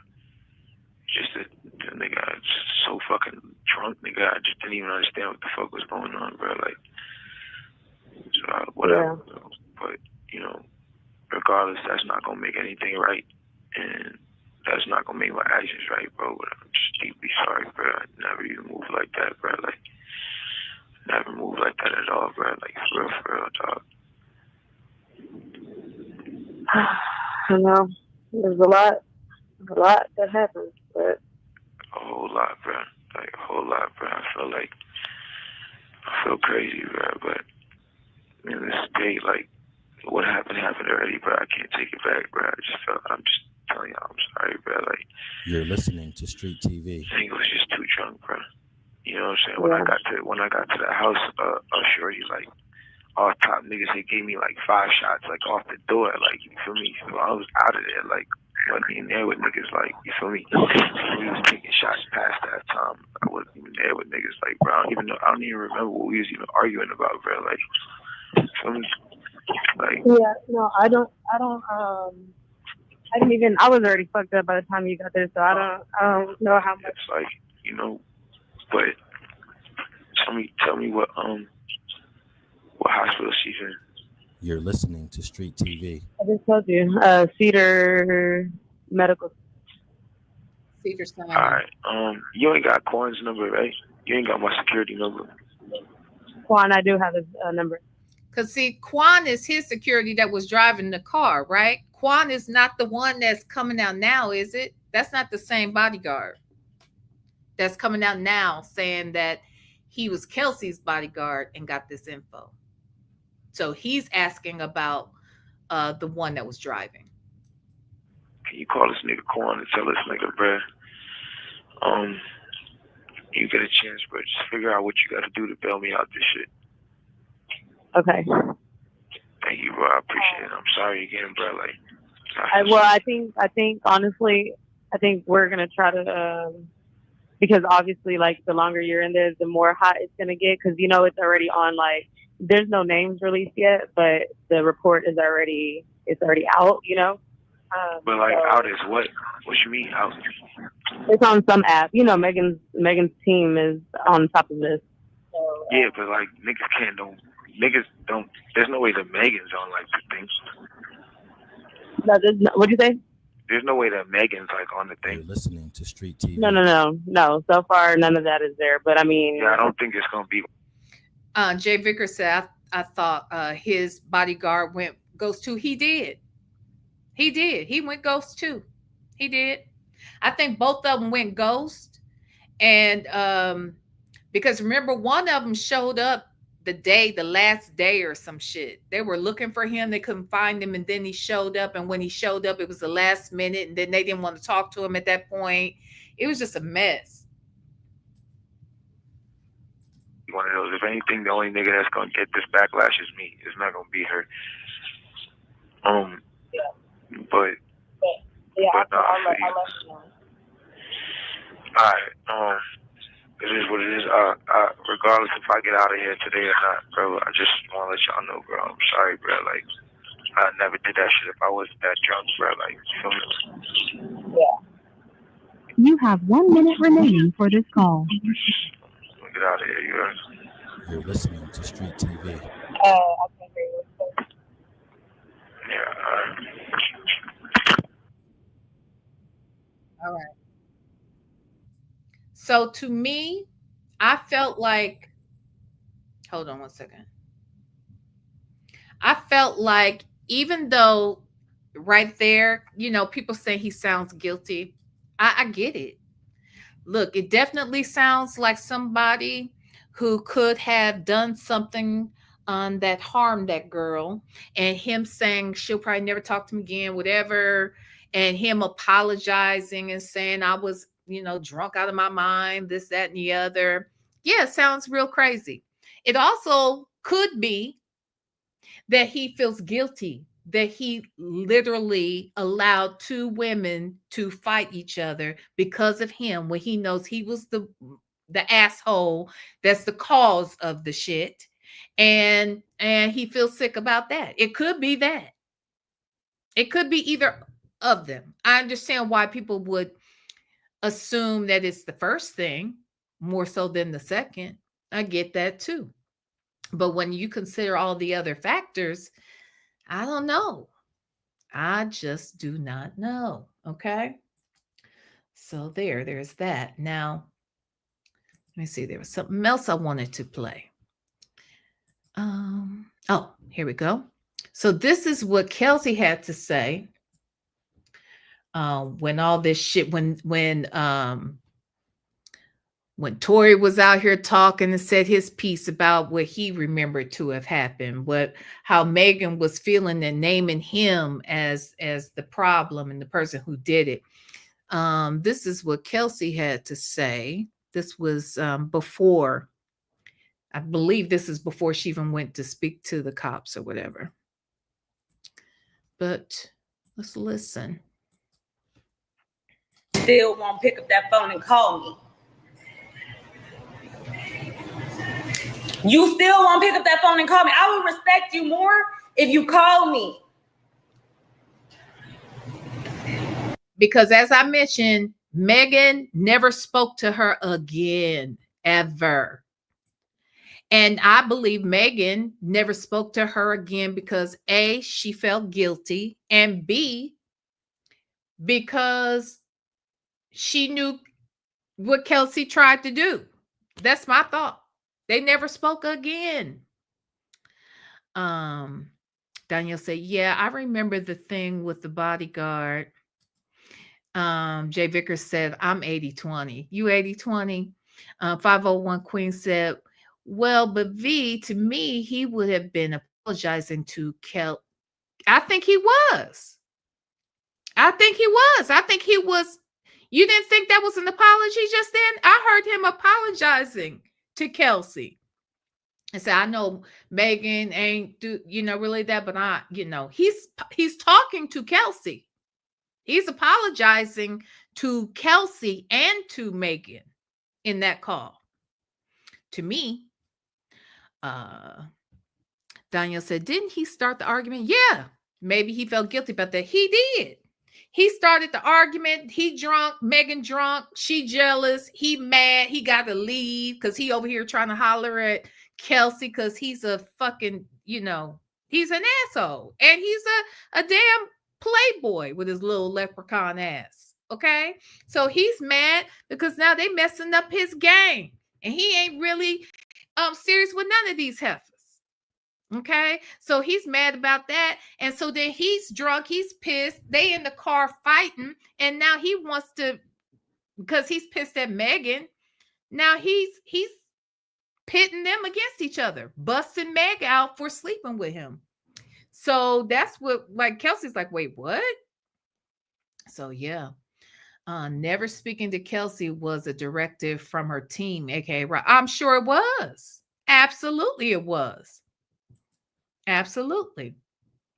Not towards her. It was so much to Meg from what I heard. I think because he mentioned Meg and he said, she'll probably never talk to me, but I was drunk. He goes on and he's explaining, he's like, I'm sorry, I never would have did all of that, blah, blah, blah. He's apologizing to both of them in that call. Mm-hmm.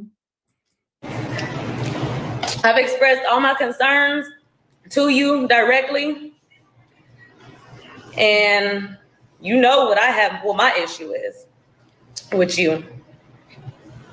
I wasn't your enemy. You made me your enemy. We stopped fucking with each other, but I wasn't your enemy. Now think about that. Of course you weren't her enemy, because literally 20 minutes before all of this shit transpired, y'all were best friends. The only reason y'all are not speaking is because what transpired that night. So, of course. And here's the thing. I think Kelsey is like, how this bitch gonna not talk to me when she's the one who fucked me over? To Kelsey, at this point, it was not said out in the public, not really, what it was they were fighting about and what it is these girls, why they aren't speaking at this point. It wasn't stated. Now, like, I remember Milagro came out and she had gotten word about what had transpired because she was the first person I heard that even said that they were fighting over Tory because they were both sleeping with him. And for a long time, because the trial took like a couple years before it even happened. So people, heard the rumors, but it was always dismissed. Nobody really acknowledged it, made it any, no one said it was real. And then when Megan was asked during that interview with Gail, Megan lied about it. So for many, it was still put to rest, as if it were just a rumor, only for her to turn around and have to admit to it on the stand because she would have been perjuring herself. So again, of course you stop fucking with her. And I'm sure Kelsey's like, how dare you stop talking to me like I did something to you? Bitch, you know why I came at you the way I did. That's what I think. So I'm going to go back just a little bit. We're going to listen. This is only 6 minutes, so. You know what my issue is with you. I wasn't your enemy. You made me your enemy. We stopped fucking with each other, but I wasn't your enemy. You made me your enemy. I have every right to get on here and address this because you made a diss track for millions of people to hear, trying to humiliate me. And I'm not hurt by the comments. I'm not hurt by any of that. But when it's coming from somebody that you really know, That's the problem. And Megan, I know you. We know each other. I know you like the back of my hand. So I don't know why you playing with me. I don't know why you playing with me. Because I can get on here and say some shit.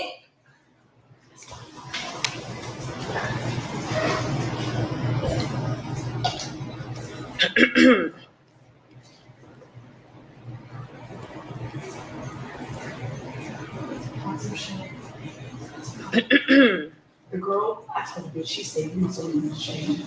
I said, I don't understand. It's like you be contradicting like a lot of shit. If anybody's a narcissist, it's you. And I don't want, my intentions isn't to mess up nobody's image, nothing like that. I've been trying to move on with my life, actually. Only time I reply to something is when somebody sends some shit to me, some hate shit to me on purpose, intentionally. And y'all see it. Y'all see it. Y'all see it happening.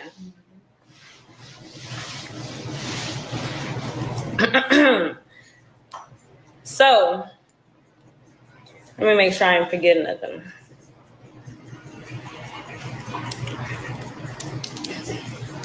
And the people around you too.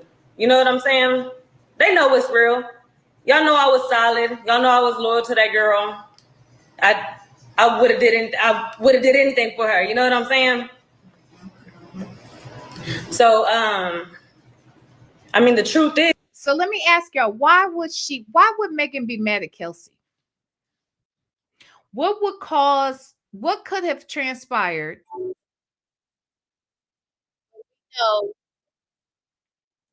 when we know that they were best friends? We know that they got in an argument. If she didn't try to unalive her, or she didn't feel that Kelsey had tried to unalive her, why did Megan stop talking to Kelsey? Why would she stop talking to Kelsey? Why would she literally back away from Kelsey? None of that makes sense to me. I see all the reasons why Kelsey might want to back away from Meg, but why would Meg walk away from Kelsey? If Tory's the one who did this to her, why is she not talking to Kelsey and never spoke to her ever again, but paid for her to have a place to live for the next year? Make it make sense, y'all. In your song, I think you said, I want the niggas, I don't know what the fuck, I want the niggas you got or some shit. We all know that I ain't never wanted none of your niggas. It was really, come to find out, your ass was fucking with a nigga behind my back that I was on first. And that ain't right, because you supposed to be my best friend. We laugh at bitches that do that shit to each other. We not supposed to do that shit to each other.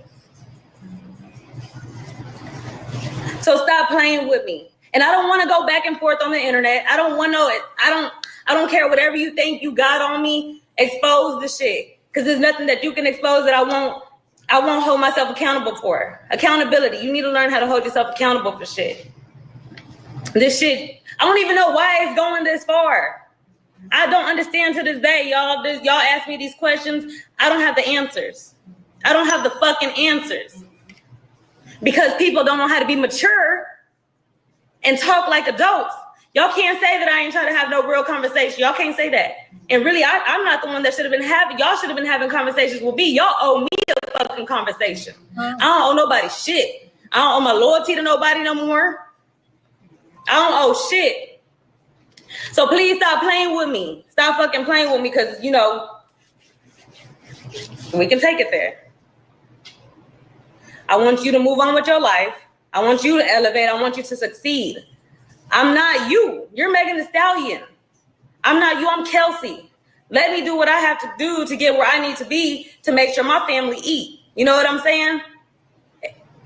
I'm out here really trying to make some shit happen. That's why you fucked with me so tough, because I was a hustler. Because I was on my shit. I stopped what I was doing to support you, because I wanted to do that from my heart.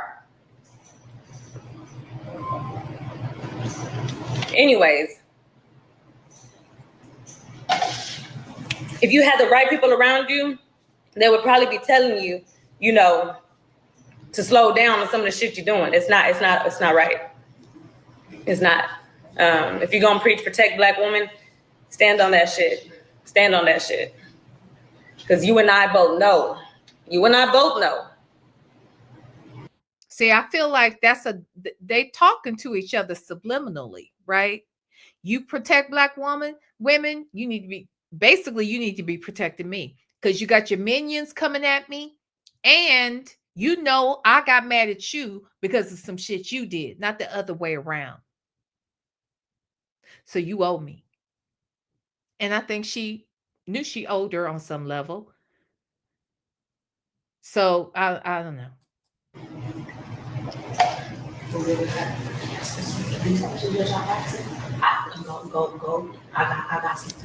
And I'm not here to address the incident of that night. I'm talking about shots fired. You know why? Because there was multiple lies said on that shit directed to me, which caused a hate train on me.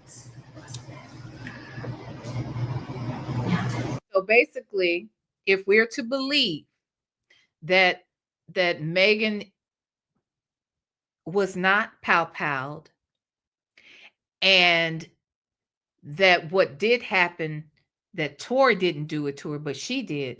The truth is, think about that. Think about that. She walked away from both of these folks, and she basically betrayed both of them in some fashion. In some fashion. Because she sent one to prison and then sent her people to attack Kelsey as well. Not saying, and I shouldn't say she sent them. I'm saying you didn't call them off. You knew that your people were looking at Kelsey sideways and were thinking negative things about Kelsey, but you know the truth of what happened that night. And to preserve yourself, allegedly, potentially, you sent one person to prison who did not belong there, and the other person you allowed to get attacked when you know you actually betrayed her after she had been loyal to you. And Danielle, I brought that up earlier, that yes, it is rumored that this is not the first guy that Megan has done this with, that apparently allegedly there were two others in the past. So again, that doesn't make you a nice person. If what I'm saying is true, it doesn't make you a good person. That's the answer. I got the answer to that. It's awful. Anyways.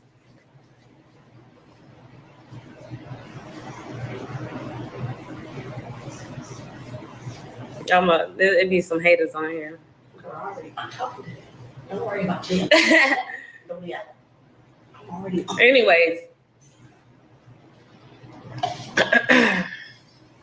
Am I mad? No, I'm actually, yeah, I'm upset. I'm real upset. I'm gonna read a few of y'all's comments and then I'm gonna get the fuck off of here. But y'all stay tuned because I'm definitely sending my response back. I'm definitely replying. Oh yeah, and I don't got no fucking hush money for the 100th time. On April 25, 2024, an officer responded to a call regarding an evicted tenant refusing to leave. Y'all can tell what I'll be watching around here. Okay. Was there one other thing I want to watch before we get out of here? Or do I just need to wait? Because I do want us to come out here.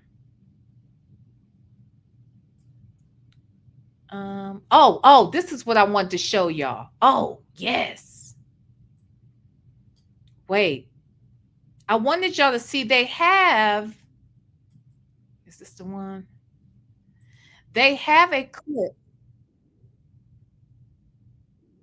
where you can see Meg step out the car. Oh, right here. Oh yeah. I know we saw this one, but I want y'all to see that they have footage of when Meg steps out of that car. She literally steps onto a broken bottle, glass bottle. You see it and hear her step on the glass.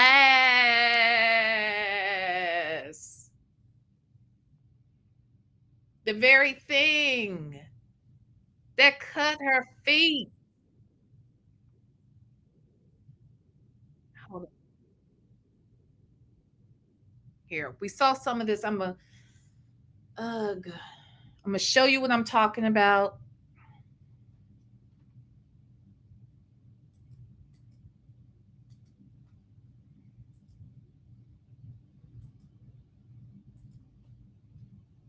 Okay.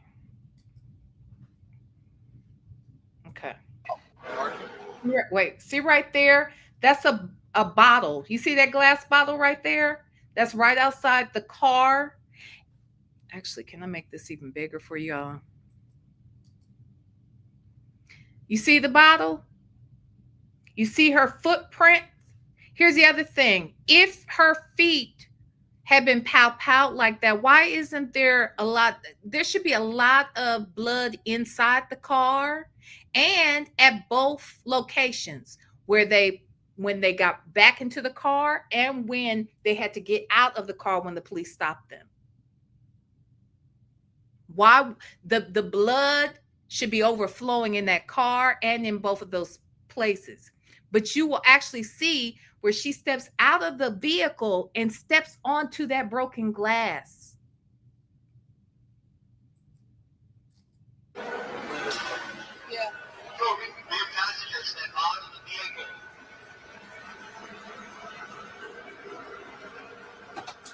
Use your hands. Show us your hands. Hold your hands up. Okay? Come out, people passenger with their hands up. Hands up. All right, move back to the sound of my voice. Keep your hands up. Move back to the sound of my voice. Move back. Keep going. Keep going.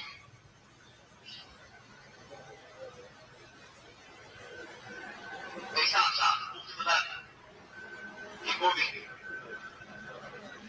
It's right there on the floor. Yeah. Move back to the sound of my voice. Move back. Back. Oh, keep going. Keep going.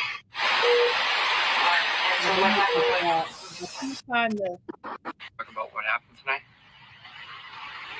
That's what I want to see. This video. Your girl to safety. Hold on. Here, I want y'all to see this one. I'm gonna have to find the other clip that hold on.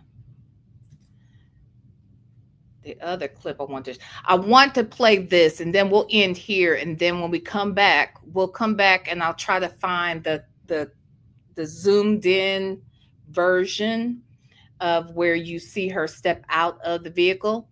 But I want to play this and then we'll get out of here. This is the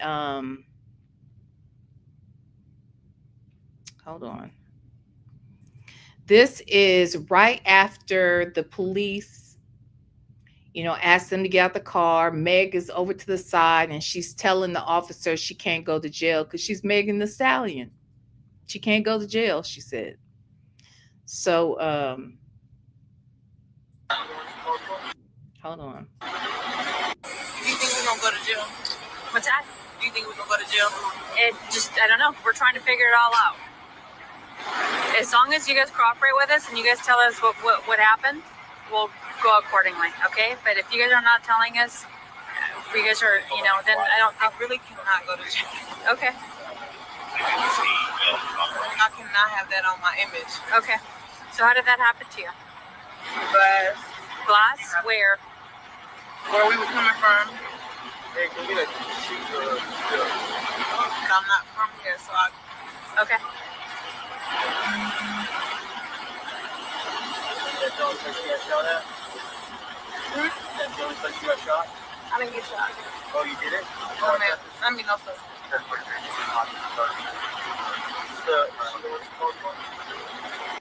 you think we're gonna go to? So she says right there she didn't get shot, right? But here's the thing. People are going to say, well, yeah, well, she was probably, she was lying because she was trying to protect him, right? Okay. Well, tell me, why doesn't she seem upset even? Now, people deal with trauma differently. People, respond differently to traumatic situations. But to me, she doesn't seem like someone who was pow-powed, especially not in the way in which she described. And she seems very calm. She's just concerned about going to jail. That's it. That's all. But Jail. What's that? Do you think we're gonna go to jail? I don't know. We're trying to figure it all out. As long as you guys cooperate with us and you guys tell us what happened, we'll go accordingly, okay? But if you guys are not telling us, if you guys are, then I don't think. I really cannot go to jail. Okay. I cannot have that on my image. Okay. So how did that happen to you? Glass. Glass? Where? Where we were coming from. Hey, can we get a sheet of But I'm not from here, so I. Okay. That's the only place you got shot at? That's the only place you got shot? I didn't get shot. Oh, you did it? No, man. I mean, no, sir. Do